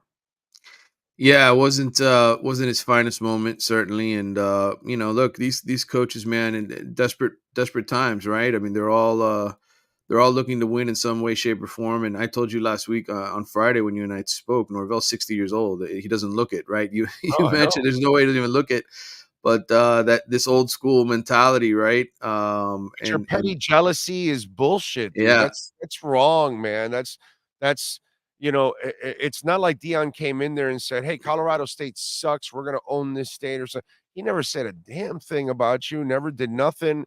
He's not. He. In fact, he doesn't slam anybody. He yeah, just talks about his guys, his team, his program, and he brags about it, and that's what he should be doing, and he promotes his own kids, and that's it, and he's good for college football. This is all pure jealousy is what I felt from the Colorado State side. Like, yeah, we're the redheaded stepchild and nobody's paying attention to us. Wham, wham, wham, that yeah. kind of stuff. That's what bothered me, bro. Yeah, I mean, it's look, in the end he lost, right? And that's going to hurt him far more, and the fact that Dion is thriving where he is right now, and who knows how long Dion stays out there in Boulder, but for right now, Jay Norvell is on the short end of the stick when it comes to being able to recruit guys in his own state, and Colorado is the program out there. No doubt. All right. What do you got going on the athletics so folks can check you out, my friend? Yeah, obviously there's a lot of recruiting is a very busy time of year. Armando Blunt, I mentioned him earlier, committing to Miami's. We're coming out with our list of the top underclassmen, the high school underclassmen for 2025 and 2026. So I've been working on that this week. Obviously there'll be a new Miami Hurricanes podcast, the Wide Right podcast. I'll be putting that out. I'll be recording it shortly, talking about different stories regarding the Canes and topics, and then we'll have a lot more. Just college football coverage in general, man. I mean, every day there's like 20 new stories on that website, all different kinds of teams, everything that's going on. I'll have an ACC mailbag this week. There'll be ACC power rankings. So we'll get you ready. I mean, we're only a week away from Miami getting done with the non-conference and getting into really what matters, which is winning this conference and getting the program back on a national sort of level where Mario can continue to recruit at an elite level and bring in the kids that he wants here so they can compete for championships. Follow him on Twitter at Manny_Navarro and catch his work there at The Athletic. Better yet, subscribe like I do. Manny, as always, thank you, my man. We will catch up later on in the week. Talk a little Temple. All right, brother. Sounds good. Take care. You got it. There you go. The great Manny Navarro. Love it. Canes getting ready for Temple, and we are here at Canes. We're 2655 South University Drive in Davie. So come on out here. Remember, you can always use our code Big O10. I never say it enough, Big O10. So you can use it online. And remember, when you order over $99, you'll get free shipping, and you can use our code Big O10. When you come here personally, use our code, get an Inter Miami jersey, a Canes jersey, hat. You got Dolphins, hats, shirts, you name it. Inter Miami, Miami Marlins, Florida Panthers. They got it all here at Caneswear.com. If you're a Miami sports fan, there's only one store to go to, and that's Caneswear at Miami Fanwear in Davie. They're your one-stop shop for all your Inter Miami CF, Canes, Dolphins, Panthers, and Marlins merchandise. They have hats, t-shirts, game day jerseys, and so much more. Located at 2655 South University Drive in Davie, and open 24/7 online at Caneswear.com or InterMiamiWear.com. Call them at 954-835-5597. Caneswear, the spot where Inter Miami and all Miami sports fans shop. All right. I don't know if they have a Campana jersey, but maybe they can make one for you, because they have the blank jersey, and then you can put the name and the number on it. So you can do that, I'm pretty sure. Let me see. Hey, Jeff, can you guys make a Campana jersey for Inter? Uh-oh. He says the answer is probably no, but we'll ask when Jeff comes back. Okay? But we're told that probably no. Okay? So I guess they can't make the jerseys. Not exactly sure. Maybe there's a legal issue there, right? That's probably what it is. Maybe you know what? You would figure that they would have Campana jerseys. That might That or be do some- they not have the press to Well, put not the numbers yet. on the shirt? Maybe. Here, Maybe. maybe they can order it. Because you saw what Inter Miami did, right? What?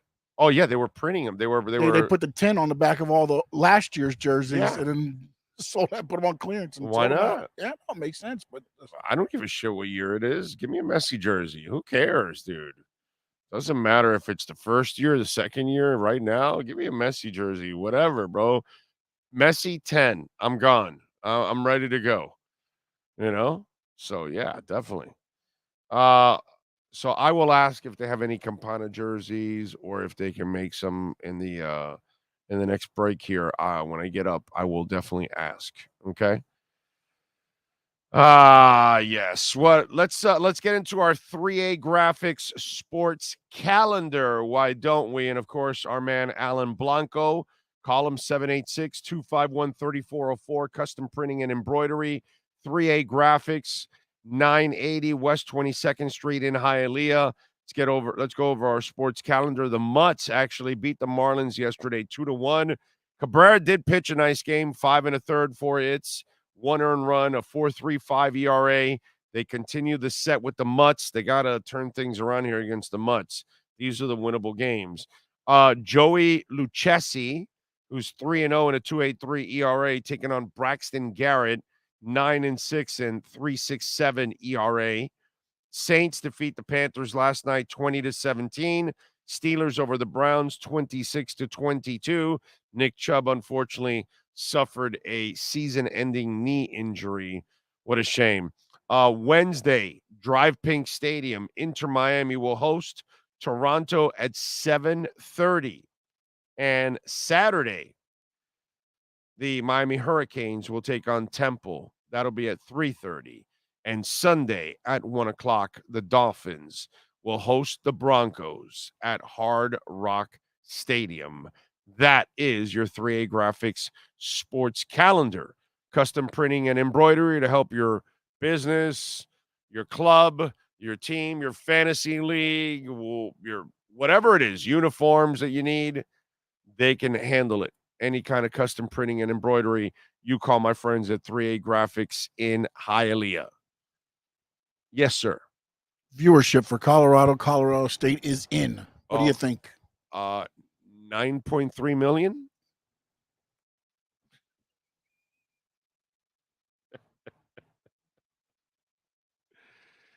Colorado CSU got 9.3 million viewers. It was ESPN's most watched late night game on record and 5th highest of any regular game on record. For reference, the Pac-12 after dark games get 1 to 2 million people to watch it. 9.3 million. Game ended at 2:30 a.m. I know. I was up watching it. I was. I am glued to Colorado football now. Whenever they play, I watch. I watch the U and I watch Colorado. Those are the two games that, I'll watch other stuff too. I watched FIU this weekend. So proud of FIU and Coach McIntyre. By the way, I know nobody gives a shit about FIU. I know you guys aren't going to talk about FIU. I know nobody even ever inquires about FIU. Once in a blue moon, I'll get an FIU alumni or student that's listening or watching. Hey, why don't you talk about FIU? And, that kind of stuff. But I get it. It's not a big deal. And I wish that FIU and FAU would become powerhouses. I truly do. Because as a hometown guy, nothing makes me happier than talking about hometown teams. You know what I'm saying? And I got nothing but love for FIU and FAU.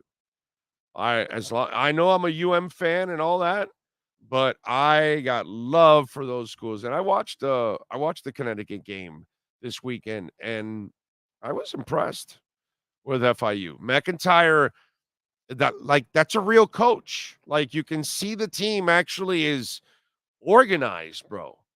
They are respectable when you watch them.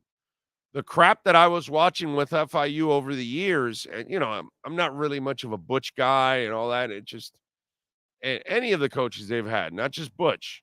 I think Butch is one of the most overrated coaches that has ever existed in this town. He was just a great recruiter. And that's the difference that people, it's kind of like quarterbacks. We have the people that, the guy can run 4.3. Oh, he must be a great quarterback. Oh, he can throw it out of the stadium. Oh, he must be a great quarterback. That kind of stuff. That's the problem. Sometimes they really don't know what it really looks like.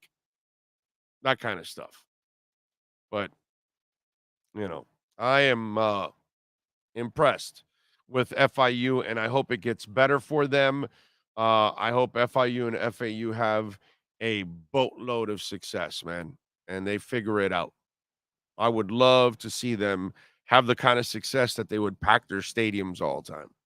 Would be really cool. Force us to watch more of their games, to know more about FIU and FAU. But we don't, and I don't have to, because nobody cares. Nobody goes to those games. It's a shame. But it's up to FIU to create the atmosphere to bring in the fans. It's not the fans' fault. I don't blame the fans. Until you're good, they're not going to go out to see you on a consistent basis. The Marlins game was more interesting than the actual Monday Night Football games. Yeah, you're right. Well, there's more on the line. Big O, hear me out. Sean is your Brady. No Sean, no show. I would agree with that. That's not 100% true. Because Sean was here and there was almost no show. I would agree with that. No Sean, no show. Okay? Like Chad Henne. He's the one that carries this damn thing. Without Sean, we got no platform. I'm just here collecting rings. I'm Chad Henne. I can't wait for Vegas next week, bro. That's going to be a lot. You've never been to a championship fight, have you? In Vegas? You haven't, right? That's good. I'm glad. That is awesome. We keep shattering glasses with Sean Stanley. So that's cool. What's that? I don't know if you did Craig Mish just sent out a thing talking about StatsCast for baseball, I guess. Okay. Last night, when Soler hit, well, I guess the umpires ruled it foul. Okay. But StatCast had it as a home run. I'm trying to find it now. I don't know. I'm looking through Mish and everything else, trying to go back and try to find it now. But it's kind of interesting because that would have probably tied the game at some point, I guess. 2-1. I didn't watch the game. No, that's what I'm saying. I didn't watch the game. So he was saying, he's like, the Marlins aren't, or somebody's like, well, the Marlins aren't protesting it, so I'm not putting much behind it. And he says, that's why I don't use StatCast a lot. But StatCast apparently had the home run fair. The umpires called it foul. Okay. I did not know that. That sucks. But, man, Marlins, they have shocked me. Absolutely shocked me. Oh, does the Pizza Loft still exist? And did you ever go to I went to the old location in Flagler a ton and a half. It's closed? Yeah. It's a hospital? Yeah, that whole shopping center where Pizza Loft used to be is a hospital. So the business closed down, Pizza Loft. I don't know if they moved or anything. I didn't see. I went there a few times right before they closed. I didn't see him Jeff moving. or Steve? Oh, I just went there for the pizza. I don't know. I didn't really get to know. I got to know him for a short time. The owner. He used to come over to the station all the time. Oh, Neil, he would walk around and talk to everybody in the tables and everything. No, but we'd get him at QAM and all that. So because Neil, obviously, he used to bring pies for Neil all the time, dude. And I got to know him a little bit. But yeah, I went to the original location in Flagler many, many times back in the day. Back in the day, 30 years ago. It really is back in the I always love when young people, back in the day, and they're talking like about, 2012 or something, and I'm like, is that back in the day? Like, it's like, that's not really back in the day. That's just 10 years ago, it's not a big deal, but, and the person's like 27 that's saying that. It's like, it's kind of weird, 30, 40 years ago. Now that's back in the day. Big O, should the Dolphins keep the O-line intact to build continuity and keep Terron fresh? No. Well, listen, bro. You got to bring Terron. Once Terron is ready to play, you play him.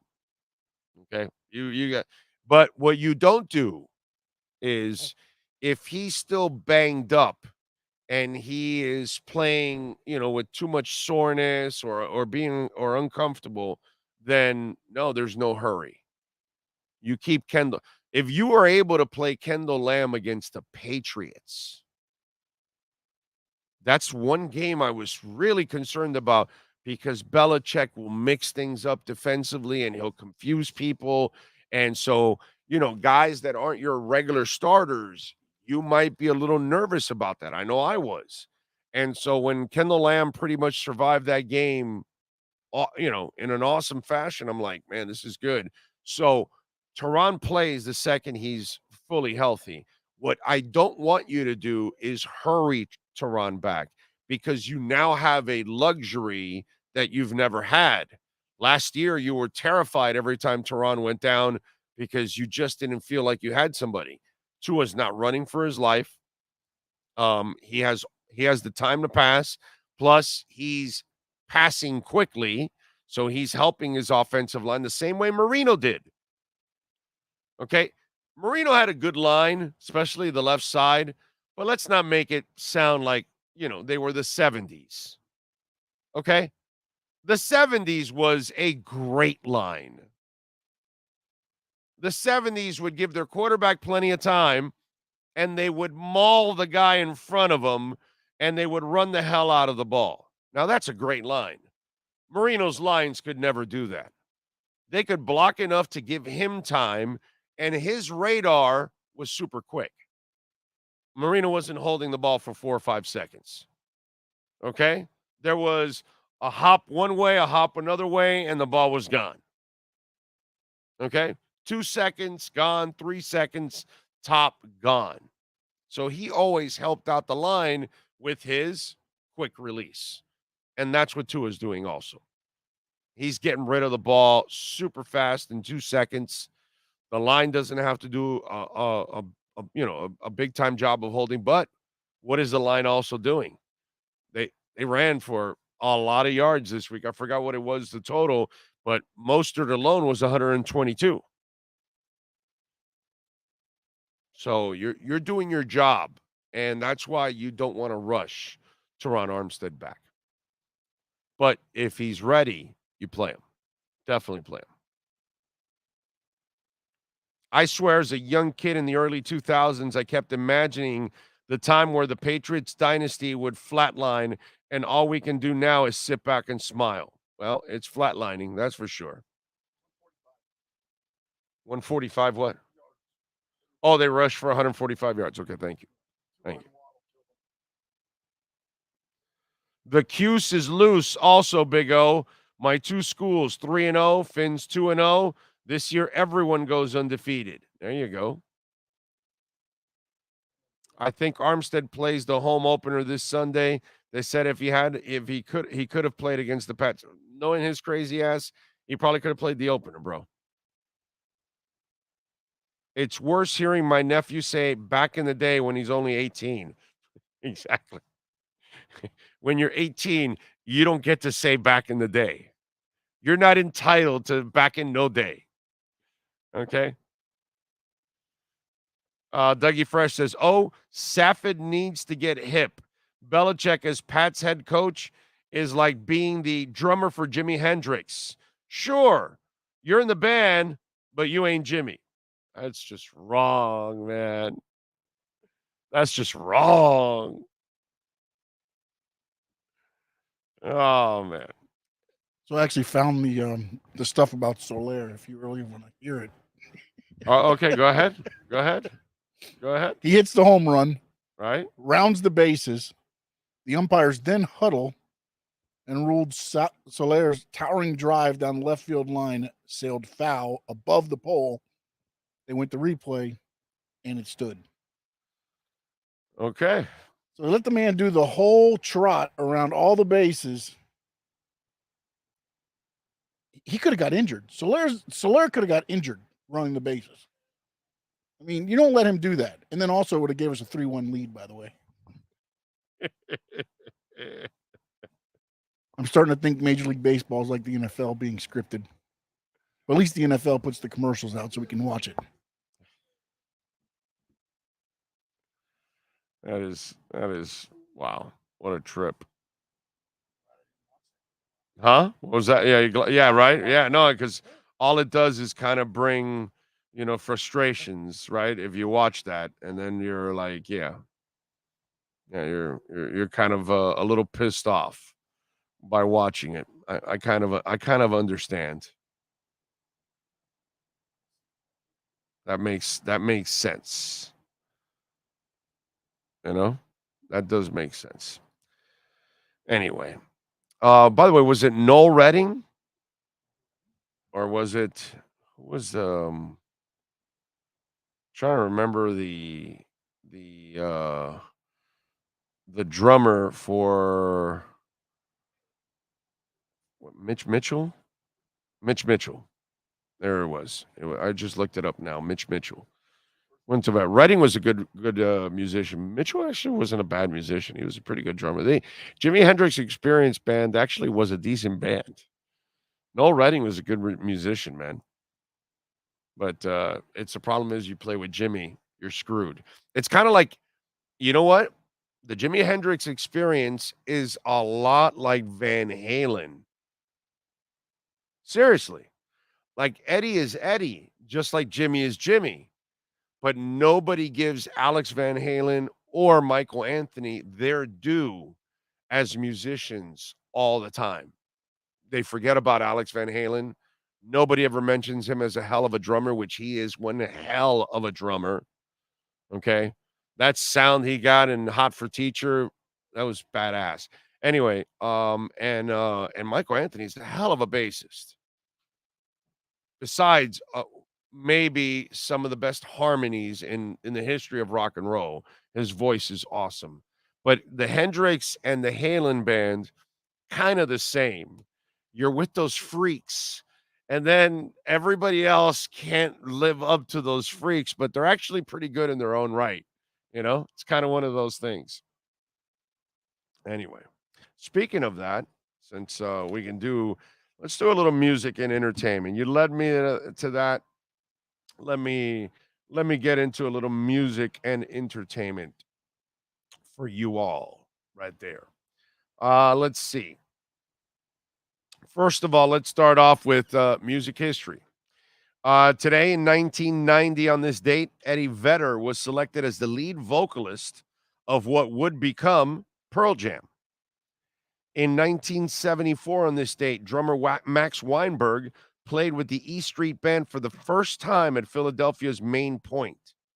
In 97, on this date, for the first time ever, VH1 Storytellers aired live the 90-minute special featured Elton John performing at the House of Blues in New Orleans.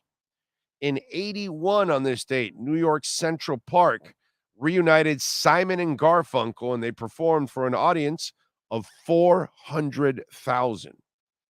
In 81, the Rolling Stones' Tattoo You began a 9-week run on the top of the album charts. And in 2008, Blink-182 drummer Travis Barker and DJ AM, I remember this, were seriously injured in a crash that killed 4 people when the plane they were in blew a tire.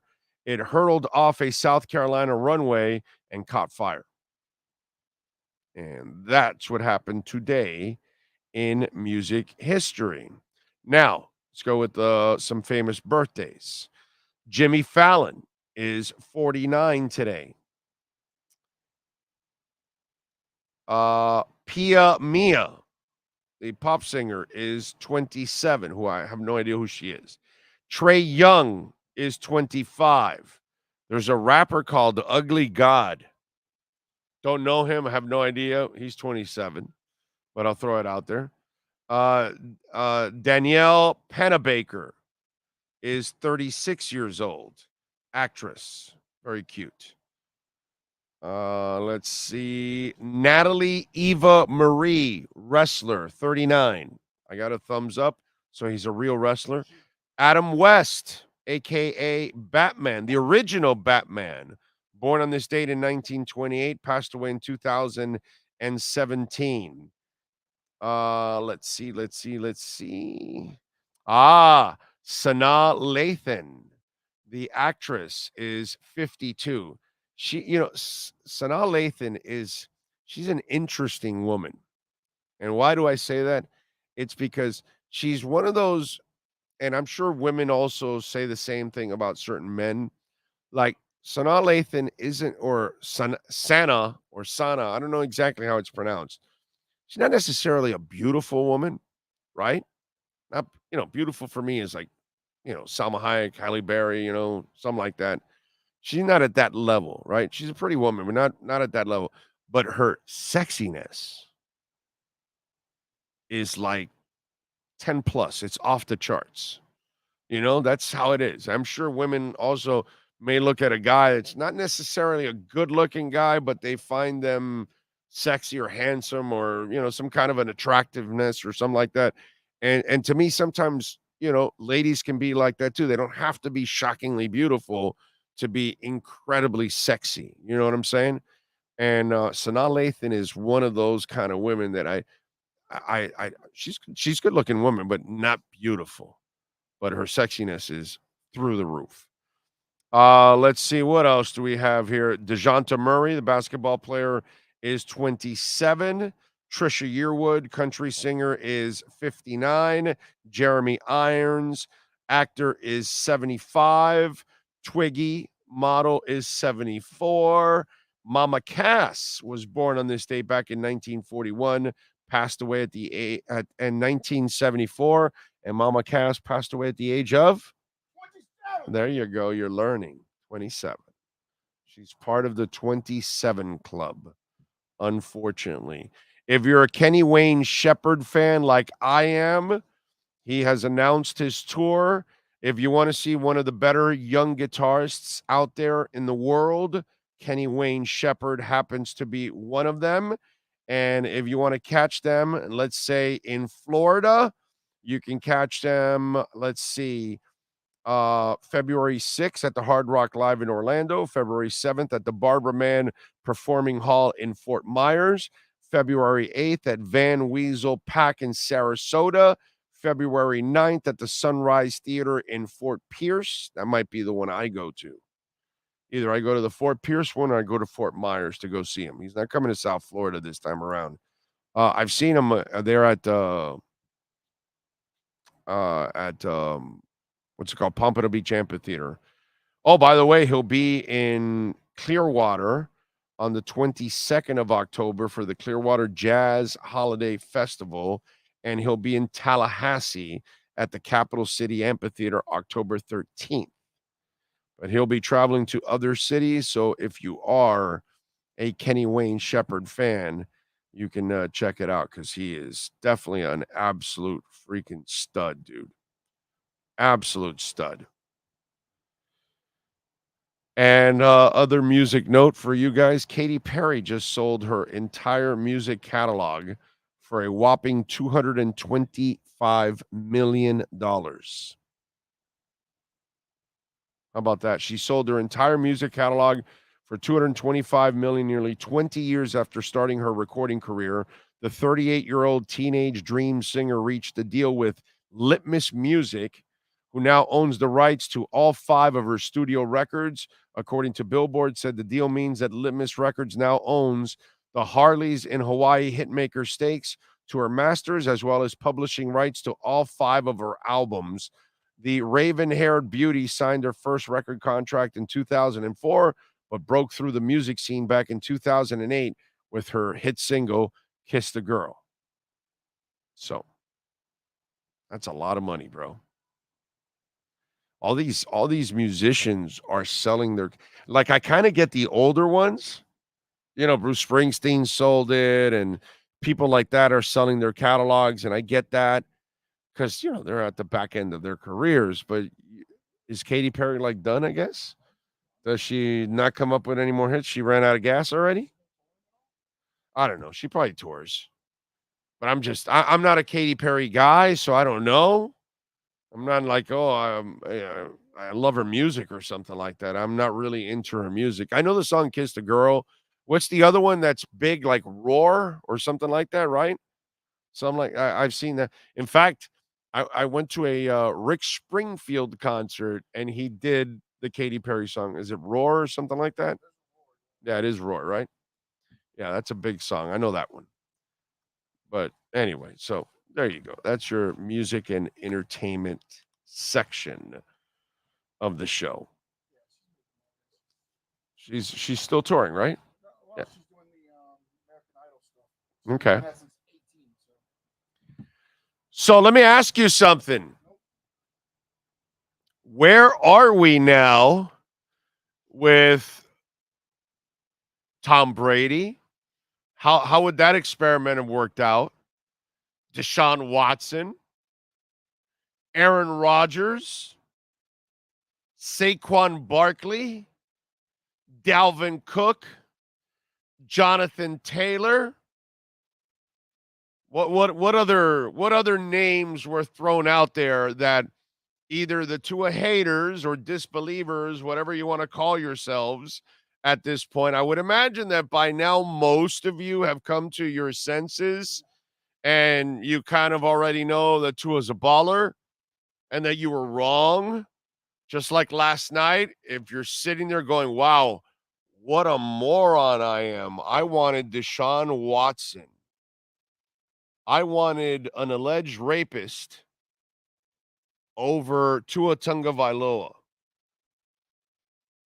Think about that. Think about those of you that wanted Deshaun Watson, a person that I don't even know he belongs in society with his alleged crimes, which, by the way, I believed he committed and got away with, like many people that have power and money and fame are able to get away with it. Sometimes you're Danny Masterson and you don't, and they finally catch up to you, and that's a beautiful thing. Harvey Weinstein, that's a beautiful thing when they're able to catch up to scum like that and put them away. So I get it, but there are times where you get away with it, and I kind of feel he got away with it. But there are Dolphins out there that wanted that thing to be the quarterback of your team. And then when you look at it now, he's not even a better quarterback than Tua as it is. He's kind of lost his mojo, right? That's kind of what it looks like, right? It looks like he's lost his mojo. So you wanted the guy that lost his mojo, that had criminal, activity, allegedly, over a guy that is impeccable in character, impeccable as a professional, and by the way, one of the best pure passers in the NFL.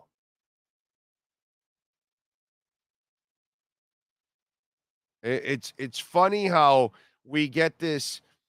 Some fans act like they've been there when you haven't. Well, it wasn't dominant enough of a win against the Patriots. They had to win by more. And it's like, who do you think you're watching? A Super Bowl winner or something? And the Eagles only beat them by 5. You beat them by 7. What do you want? They're never going to be an easy out. The Patriots are always going to be tough. But it's interesting how in the last year and a half or two, we had everybody clamoring for one running back or another that you didn't need, or one quarterback or another that you didn't need. Because you certainly didn't need Brady. You certainly didn't need Deshaun Watson. Right? Tua's doing just fine. He's doing better than all of those guys. One of them's retired, and the other one has completely lost his confidence.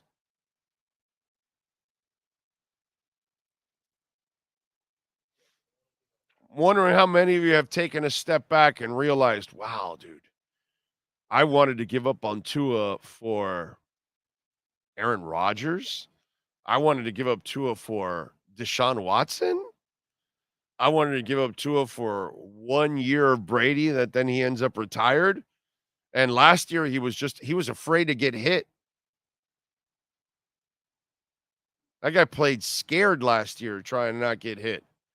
He wanted to go retire and have his, avocado ice cream healthy.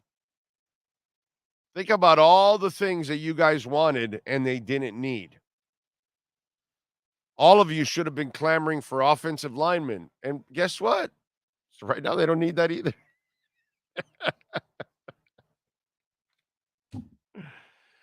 All right, let's change gears. What is going on? Are the Blazers asking for way too much? We will ask Anthony Chiang of the Miami Herald in our BaptistHealth.net/ortho Miami Heat report. Heat fans, the fast break is on. It's our Baptist Health of South Florida Heat Report with insider Anthony Chiang.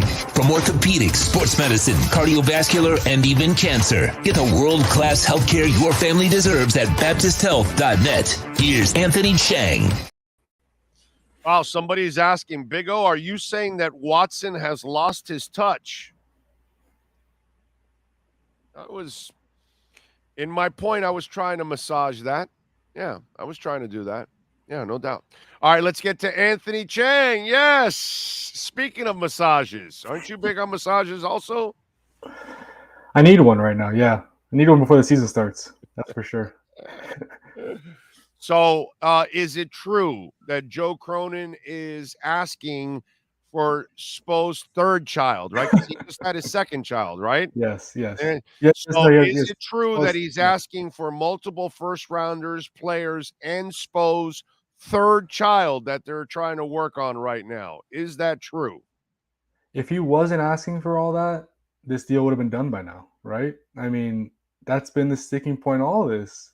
The Blazers want the world for Damian Lillard because he is one of the best players in the NBA. He's one of the top 75 players of all time, according to the NBA's 75th anniversary team.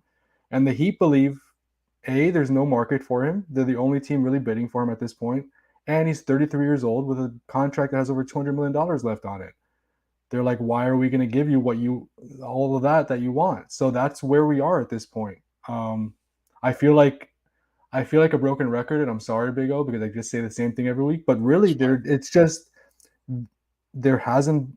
kind of what the story is. Like, nothing has really changed until one side blinks. This deal won't get done. I think eventually one side will blink, but it's just a matter of when. And are you still thinking training camp here? That because there's no way you go into training camp in the season with this mess. So I just have a hard time believing that this is going to continue like this. I want to believe that, right? Because it just doesn't make sense for them to bring him into camp, into media day. That's been my prediction this entire time. I'm not going to go away from it, but as it gets closer, of course, like the chance of this spilling into camp and media day and preseason, the chance of that gets bigger as each day passes, right? And there's no trade. So I still think there'll be a heightened sense of urgency as we get closer and closer. We're 2 weeks away from the start of camp. Exactly 2 weeks away today. So I think in the next week or two, and you've even seen it, right? You've seen it pick up a little bit. Wojciech's reporting ESPN that Portland's talking to more teams, whether that's to get a third or fourth team in this type of deal. We'll see, but he's talking to more teams than he has in the past month. I think Woj reported. So executives are back from vacation. They're in the office again. Of course, naturally, there is going to be more buzz. But has there been serious movement on the trade front?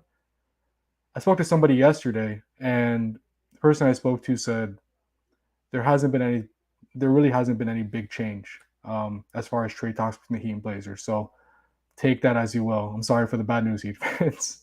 No, it's fine. I mean, listen, right now it's kind of what we're hearing. There's Yeah. nothing really going on.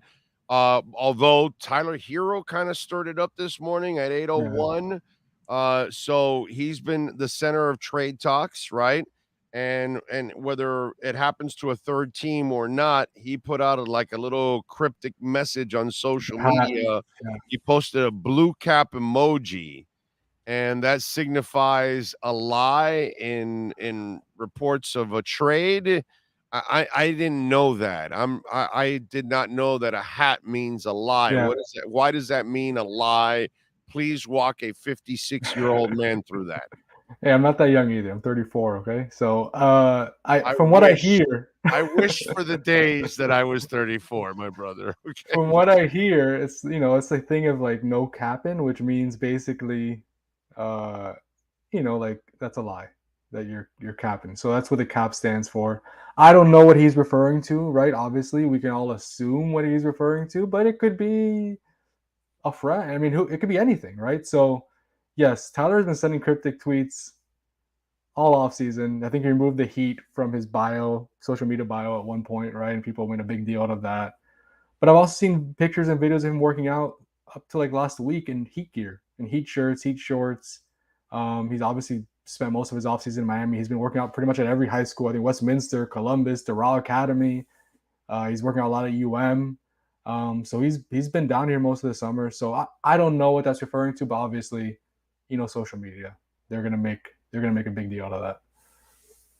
Is he working out at that old Heat practice? What was it, LaSalle? LaSalle. Not that I've seen, but a lot of players do work out there actually. Really? Yeah, because Heat assistant coach Octavio De La Grana, his son, he used to be the coach at LaSalle, and he worked out a lot of NBA guys there. Now his son, I think, is the coach at Florida Christian.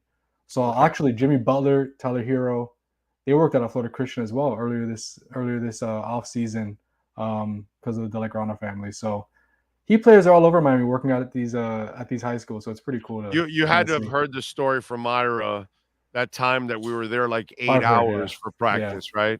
Yeah. I can't even imagine that. Oh God, we were out there waiting for 8 hours. Folks, we're not outside in the heat. We were like in a room where there is holding room. Yeah.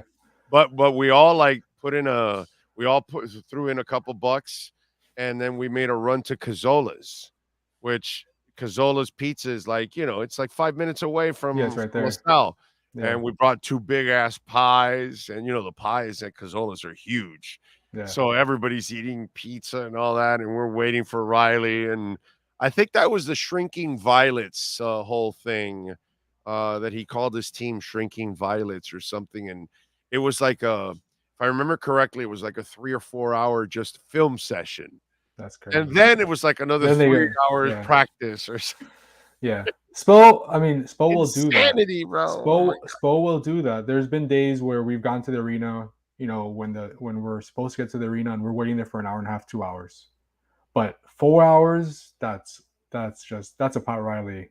Oh God, we were there all day. We were there longer than 4 hours, bro. We were there like total like 8 hours. No, I would have left. Total was easily 8 hours, bro.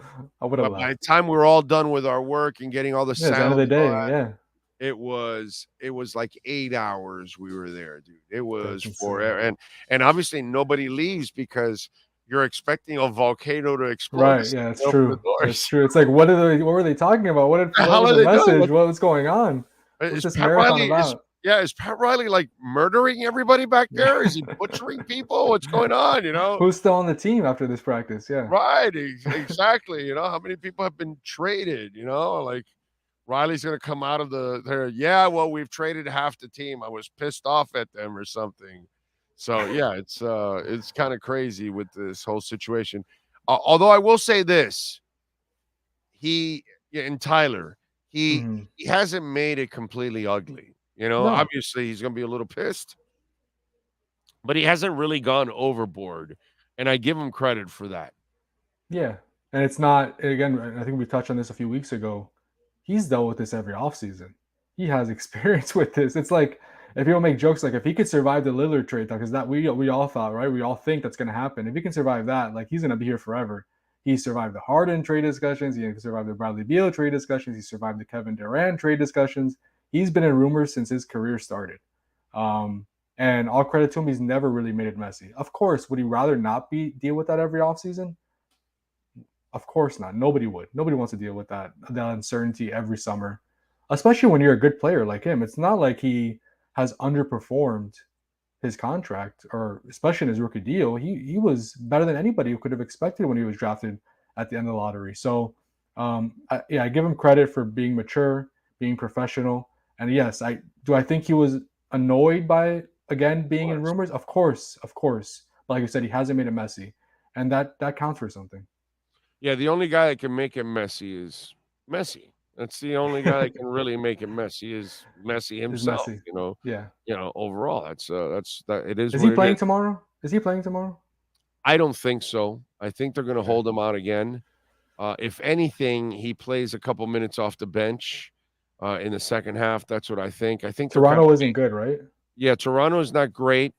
You can beat them without Toronto. The problem is, you had a chance in the last game too without him, and they didn't play well. They played really, really bad. But he's played so many games in such a short time. I think he must have been close to some kind of an injury. And that's why this has been so much precaution, because when he misses the national game and then comes back to then not play that game, which he had plenty of rest at that point, that tells me he must have some kind of soreness that they're a little concerned, and they're like, you know what, let's not push it. Let's take it Because easy. the last thing you want is for the dude to spend his entire offseason rehabbing. Yeah. And that's not going to help you. You want him healthy in the offseason so you can practice and play some friendlies and make some extra money and, all that kind of stuff. You know what I'm saying? The problem is, dude, it was such a short window to play so many games. Yeah. It's put a stress on That's a lot. everybody. And they have a lot of games coming up now too. Yeah. Right? They have like 5 games, I think, through the end of September, the rest of the month. Yeah, it's like, it's crazy. Yeah. It's stupid the amount of games that they have, and you can't keep doing that to him, unfortunately. It's just the way it is. You're going to have to, if you can get in, great. If not, I love their attitude. Win the U.S. Open Cup, because getting in the playoffs is going to be such a mission, and then you're going to be so beat up to By the just time you in the get there. playoffs. Yeah. It's, If they don't make the playoffs, you win 2 cups in Messi's first like 2 or 3 months with the team. I mean, what more can you ask for at that point? Yeah, dude. Then you reset for next year, and everybody's healthy, and you're probably going to tweak the roster and still make it even better. Sure. Because the Moss brothers are maniacs, is what I keep telling people. Those psychos are going to win. They only know one thing, and that's how to be aggressive and go for it, bro. And that's what they're going to keep doing. So I'm definitely looking forward to it. Point guard. What is out there in free agency? Just out of curiosity, is there still an option? Because I saw somewhere where Kelly Oubre is going to be, and he's not a point guard; he's a shooter. Yeah, he's a wing. But I only bring it up because when I saw Kelly Oubre, I said, well, then if talent starts to dry up, I wonder what's the deal in the point guard area, and where are there any half decent backup point guards available out there? There's some familiar names. Goran. For one.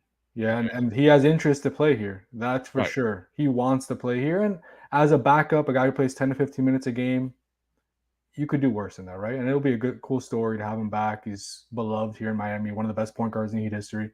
Kendrick Nunn, another one who hasn't signed with another NBA team yet. I think there's buzz of him playing overseas somewhere. Yeah, I'm not. Another one, not really a true point guard, but a guy who could play as a kind of a secondary ball handler, and that, the way that he liked to play. I don't trust him.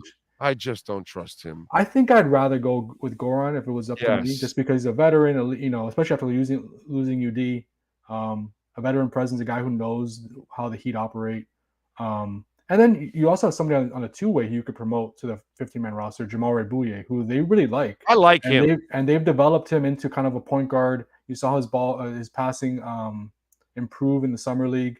He's another one that, look, if the market dries out, they have to trade Kyle Lowry in that, a potential Damian Lillard trade, and they're short on point guards. You could see Jamari Bouye get promoted to the 50-man roster. I love Bouye. I love Bouye because he's aggressive. Yeah, He's athletic fearless, too. Yeah, athletic, fast. good But defender. I love his moxie, and that's what I like about him because he's not a big guy, but he is absolutely fearless. And he improved from last summer league to this summer league. Hmm. And so I thought, and that's probably he played in their G League, yeah, he G did for League, most of right? the And year. Yeah, that's probably what it is, that he had a season of them coaching him and grooming him and all that. And I like what I saw from him in the Vegas Summer League this year because I saw him personally last year in the sure. Vegas Summer League, and then I didn't go to this year's, but I did watch it as Mhm. always, and I like him, bro. There's a little sum there that he can develop into a backup point guard. I can Yeah, see that. yeah. I I like mean, they really focus on making him more of a point guard over the last year because he arrived to them more as more of a scorer, right? That's what he was in college. He really wasn't, a guy who facilitated as much as he scored. And you saw it in summer league. I think there were games he had 10, 11 assists in summer league. And yeah, that's not easy to do in summer league in shortened games. And, guys are playing a lot of iso ball because they want to, they want to score points. That's impressive. yeah. So the fact that his ball, his passing has improved, and he has a year under his belt in the Heat system. The only thing is he needs to improve as a shooter. That's his big Yeah, at he this can point. attack That's the his hole, but he's not yes. a great shooter. Yes, Right. Teams you're will leave right. him open, and that is an issue, right? When you're playing with Bam and Jimmy, you need guys who can shoot the ball. But he is an option. If they're short on point guards, he's not a bad option. A guy who's going to continue to develop in the system. He has, like you said, he's aggressive, he's athletic, he's improved as a point guard, he's good on defense. So there are some pros to his game. The Colorado incident with Chauncey and Kyle together at that game in Yeah, Boulder, it's so odd that it is, but they're really close friends. Really, really close friends. I That was his dude, but guy, like dude, us but when come Kyle was hang young. with me in Boulder? I think they were invited. I don't know. I don't know how that is. I don't know the backstory, but I'm guessing they were both invited, or one of No, them no, was Chauncey's invited. from And there. No, that's yeah, Chauncey's he's from school, right? Denver. Yeah, Right, he's from yeah, Denver, I he's think. Yeah, right, and that's not his school, that's his I think that's where he's from. Yeah, area, right, yeah, exactly. So I know the Deion story is the hottest story in sports, yeah. so maybe a lot of people that know him wanna go over there. I just Kyle Lowry and Deion Sanders, just Everyone I wants a don't piece know, of Dion bro. right now. Everyone wants to No, be I like know, a but, Trump. those 2 don't look like they jive, that's all I'm saying. It could have been Chauncey inviting Kyle, right? Yeah, that's well, Kyle then could have been in town, and yeah.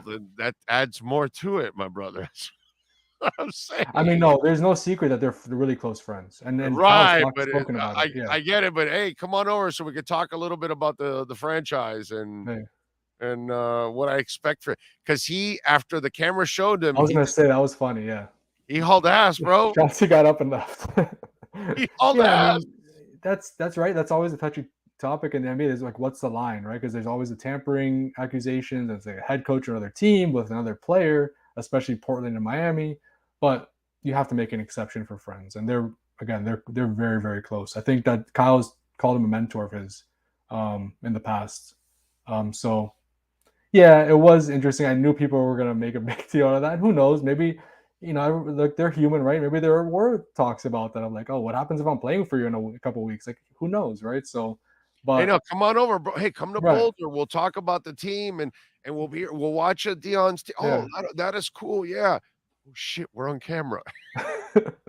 Yes, they try to hide in the box, but not even that. They got You on can't camera. They hide, caught them. bro. You can only hide if you're hiding. That's the only way. But if you're out Yeah, right in a suite where everybody can see you, yeah. come on, bro. They have spotters. All these TV people they're looking specifically, and then that way they can actually, hey, look over here. There's this star, that person. Imagine if next Colorado game, Eric Spoelstra was sitting in a box with Damian Lillard.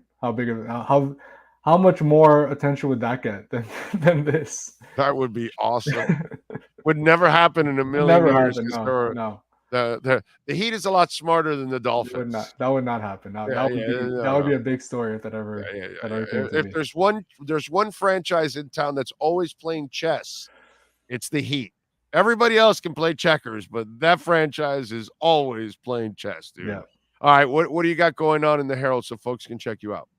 Yeah, we're just monitoring the Damian Lillard situation at this point, right? Just this is crunch time. So we'll have the latest on that, however it develops over the next couple of days, however it evolves. And then next week, I will start my training camp preview, breaking down the roster, different questions surrounding the team entering camp. It's here. We're less than 2 weeks away from Media Day on October 2, and then they'll be heading to Boca on October 3 to start camp. Good stuff. Follow him on Twitter at Anthony_Chiang. And, of course, subscribe to the Miami Herald like I and many others do. Anthony, as always, thank you, my brother. Appreciate you immensely. Thanks, Big O. Have a good day. You got it. Folks, you don't need to be a professional athlete to go where the pros go. The doctors at Baptist Health Orthopedic Care can see you now. Visit baptisthealth.net/ortho to request an appointment and get yourself back in the game. And I know if I had an injury like that, I would go first. I go to Baptist Health for everything else. My wife does, my daughter, my entire family. We go to Baptist Health all the time. We got a new Baptist Health right by our house, too, right off of Kendall Drive and 162nd. Really nice. And then there's another one that they opened up on 150. No, it's about 162nd or no, 160th and Bird Road, actually. Another Baptist Health, folks. I mean, they are all over the place. So if you have an injury that's keeping you from doing what you love, take charge of your health and get back in the game with the help of the all-pro staff at Baptist Health Orthopedic Care. The Baptist Health of South Florida Miami Heat Report with Anthony Chiang is brought to you by Baptist Health of South Florida. From orthopedics, sports medicine, cardiovascular, and even cancer. Get the world-class healthcare your family deserves at baptisthealth.net. We are back. Damn, I just found out a Pats fan died after getting punched. Yeah. They got in a fight, and a Dolphin fan basically killed a Pats fan in a fight at the game. It's terrible. Absolutely terrible. Go to the game, bro. Go have a beer. Go enjoy yourselves. Whatever, have some fun. Take shots at each other, but not actually physically go after each other. It's a freaking football game, dude. Just go have fun. Enjoy the game. It's almost like you really can't go to a game anymore. It's not a family-like atmosphere anymore. You're constantly, it's on social media every weekend. Fans fighting all over the place, people that can't hold their liquor or whatever. I've said this before. If I take my wife and my daughter, you know where I have to be? If I'm not in the club suites, I'm not going. That's it. Why are you going to sit in the stands? You're going to sit in the 400 level with a whole bunch of people who are just getting drunk off their asses. And, it's stupid, man. It's ridiculous. It really is. And this man died at a football game over whatever argument, discussion, disagreement, whatever it is. Are you kidding me? The guy died at a football game. Come on, man. Now, we can't do that stuff. Big O, Shula went to the Super Bowl with 4 QBs. I get what you're saying. Big O, heard a rumor that you might sell your complete video audio collection along with Sean for $225 million like Katy Perry. Yes, I will. Yes. Yes, will they give me $225 million? Yes. Yes, we're selling it all. Everything must go. Billups went to our church when I lived in Denver. He's a good dude, man. Chauncey Billups is a good man. Okay. Good man. What else do we have? Minka Fitzpatrick, by the way, was released from the hospital with the chest contusion. He's the one that pretty much ended Nick Chubb's career. I know everybody's going to say, well, Willis McGahee came back, and that was hell. Willis McGahee came back to have a Hall of Fame career in the NFL, which is really impressive. I hope he can come back and finish off and have a Hall of Fame career. But, man, that's going to be tough. That's going to be really, really tough. Let me tell you something on the Dolphins side. that has become a hot button topic. I got a bunch of DMs, I got a bunch of tweets and stuff like that, and even a couple emails at Big O Radio Show at yahoo.com. And you can always email me whenever you're listening to the podcast at any time at Big O Radio Show at yahoo.com. And remember, you can make a donation through Cash App or Venmo at Cash Big O Show. I had no problem going for the 55-yarder with Jason Sanders. And this is why I'm going to tell you I had no problem. Some of you out there, you probably thought that wasn't a really good option, that you probably should have gone with the other options instead, which makes sense, by the way. I can't tell you that what you're saying makes no sense or it's dumb or ridiculous or whatever. No, it makes all the sense in the world. I get it. But I would have gone for the 55-yarder to make it a 2-score game because Justin Herbert isn't beating you. He's a choker. But here's the best part about it. You're early in the season. You get to find out that you still can't count on him from 50-plus yards out. So this now sets you up that maybe from here on out, that's a decision you're probably going to stay away from. And maybe you're going to punt or go for it. Punt would probably be the better option here and pin him. But I think that that's the good thing about all of this, that it sends a signal to your coach now, hey, man, this guy still can't get it done. He is still not clutch. He was clutch when you first signed him, but ever since you signed him, 50-plus yards, he cannot be relied on. And that kind of tells you exactly where you're at now, and now you don't have to take that gamble anymore if you don't want to. So you tried it out. It didn't work. You got to try it at one point or another. You got to find out if it works or it doesn't, because this is going to come up again. I mean, unfortunately, Jason Sanders has put you in a position that you can't trust him. But you had to kind of find out, because he was hitting his field goals at the end of the year last year. So you were hoping that he had turned the corner. And in week 1, he hit his field goals, and then he missed the extra point. So now you got to put him through the ringer again, and you put him in a key moment, and he missed the field goal. So now you know that he has failed you in key moments 2 weeks in a row. So now you've got to decide as a front office and as a coaching staff, how do we go about this? We have money committed to him cap-wise, but he's not the answer. So what do? Is there something better out there? And that's where you're going to have to bring somebody in and put him on the practice squad. But if this is a guy that isn't tough mentally, even having a guy on the practice squad is already going to make him kind of fold, then you don't have the right you don't have the right guy anyways.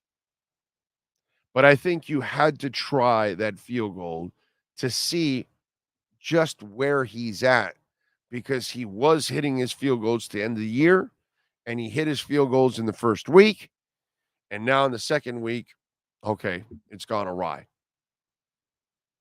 So I understand the gamble that they took.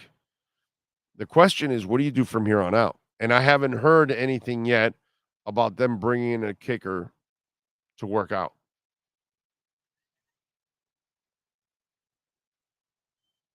Let's hope so. All right. By the way, Dolphins are favored by 6.5 against the Broncos. It was 7 yesterday. Now it's 6.5. The over and under is 48. It was 47 yesterday. Denver was plus 230 on the money line. Yesterday they were 245. Today, Dolphins are minus 285. They were minus 305 yesterday. So if you're comfortable, and I like the 6.5 because I think they win by 7 or more, actually. So I would actually lay the 6.5. But Sean Payton and Russell Wilson are already kind of having, their issues.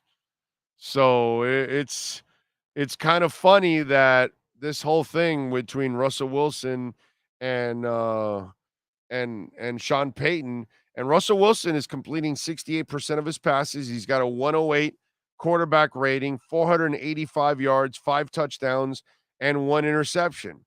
Now, Peyton was complaining about, the lack of urgency when entering and exiting the huddles and wasting too much time in pre-snap circumstances and all that stuff. And he admitted fault, but he also called Wilson out, telling him that he has got to do better. And Peyton went as far to suggest that the quarterback would have to wear a wristband in the future. Meanwhile, he says he didn't appear to find them to be anything significant when he talked about the delays. He says, I thought we did a really good job of getting in and out of the huddles. So one coach is not happy. The coach is not happy. The quarterback is, hey, everything's fine. This was a relationship that just didn't seem like it was going to work from the get-go because Sean Payton looks like he was kind of against it. But I will say this for you Bronco fans out there, I'm sorry. It's hard for me to root for Sean Payton. Okay? It really is. The way he's kind of carried himself, like he's the end-all be-all to everything there, and the way he trashed the other coach, and he's 0-2 now, and he had 7 losing seasons with Drew Brees. I mean, you've got a Hall of Fame quarterback, and you have 7 losing seasons. I'm not impressed with that. You know what I'm saying? But you already got him. If this defense can fluster that offense even more and get Sean Payton rattled even more and get Russell Wilson uncomfortable, Miami can cruise to a victory. I got him easily winning by 7. That's my story, and I'm sticking to it. Big O, it would be nice to have a large QB who can be used for short yardage dives. Gives us another option at 4th and short. Yeah, not really worried about that, bro. Just get a passer, and they have one. Yes, sir. I was going to say he's the emergency backup quarterback, Chris Brooks. Okay. But I wanted to bring up, I don't know if did you hear about the player that got the death threat, the Colorado State player? No. Him and his family started getting death threats because of the hit on. The 51, the linebacker? No, the safety, 13, the I think it was Blackburn. Right, yes. Deion Sanders today during his press conference. Henry Blackburn is a good player who played a phenomenal game. This is still a young man trying to make it in life. He does not deserve a death threat over a game. He says, I forgive him. Our team forgives him. Travis Hunter has forgiven him. Let's move on. That kid does not deserve that. He handles it. That's how he opened the press conference. Props to Deion. I get it, dude. He's braggadocious, but, I don't care if you're braggadocious if you can back it up, bro. And he looks out for his kids. He looks out for his coaches. He bettered Jackson University. He's bettering Colorado. I don't know what more you want from the guy. You know what I mean? I just think it gets to a point when I hate to use it, but I just think it gets to a point where it's just kind of racist. Some of the hate for the man and dislike or something. That's all. But and I don't think the kid deserves any death threats, but he doesn't deserve any forgiveness either. I'm sorry. He purposely went after him. That was a dirty hit. You get no forgiveness from me. You're an asshole. That's basically what I think that guy is. He doesn't deserve a death threat, but he deserves to get suspended for 3 weeks because that's what Travis Hunter is going to be out with the lacerated liver. Is it? Yeah, that's what I heard, but I liver. didn't know if that was true or not because I heard it. Everybody was reporting Skip Bayless saying it, so I wasn't sure. No. It was lacerated. No. They reported it. It's lacerated. Okay. Because Skip yesterday, everything was attached to Skip Bayless's name. So I was like, let me not pull that out there yet until I know for sure. Yeah, and why would Skip Bayless be tied to any of this? Somehow he got the word of it and went on TV with it, so that's why it was like. But also the one thing I think too is that Deion played in an era where those hits were all the time. All the time. I mean, Every hit was Yeah. that, pretty Yeah. much, you know? Yeah. But he just handles things pretty damn well, dude. Pretty damn well. So, Big O, I think Urban Meyer is a better kicker than Sanders. Remember when he kicked the punter?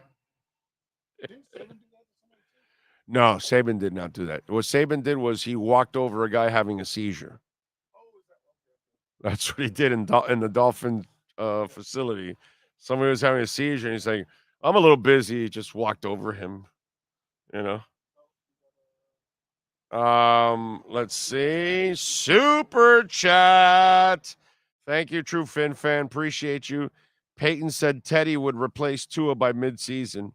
Yeah, that's right. Remember? But remember the week after Tua balls out and he's like, "Hey, I want to correct myself and I was wrong." He fixed that like with a quickness, dude. With a quickness. So, Dolphins are signing defensive tackle Byron Coward. Okay. Former New England Patriot defensive tackle Byron Cowart. He's 27 and played for the Patriots, Colts, Chiefs, and Texans. He was a fifth-round pick by the Patriots in 19. He's played 36 career games and has a sack. Okay.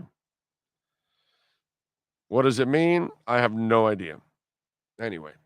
All right, folks, we are out of here. We thank all of you, as always, for tuning in. Please smash the hell out of the like button. We'll see you guys tomorrow morning at 10 a.m. Thursday will be at Hialeah Park. Friday will be at Acura of Pembroke Pines. We will not be next Friday at Acura. Why? We will be in Vegas. Okay? And next Thursday, we won't be at Hialeah Park. We'll be there on Tuesday of next week. But this Thursday, Hialeah Park. This Friday, we'll be at Acura Pembroke Pines. Tomorrow, we'll be in studio. We thank Brett and Jeff and all the great people out here at Caneswear. As always, don't forget, use our code BIG010. You can get 10% off. If you go online at caneswear.com and you order over $99, you will get free shipping, as always. Y'all be good out there. Be safe. We thank Safid, Deen, Manny, Navarro, and Anthony Chiang. As always, we will catch up with Cameron Wolf, and that will come on the platform down the line. Y'all be good out there. Have a great Tuesday afternoon.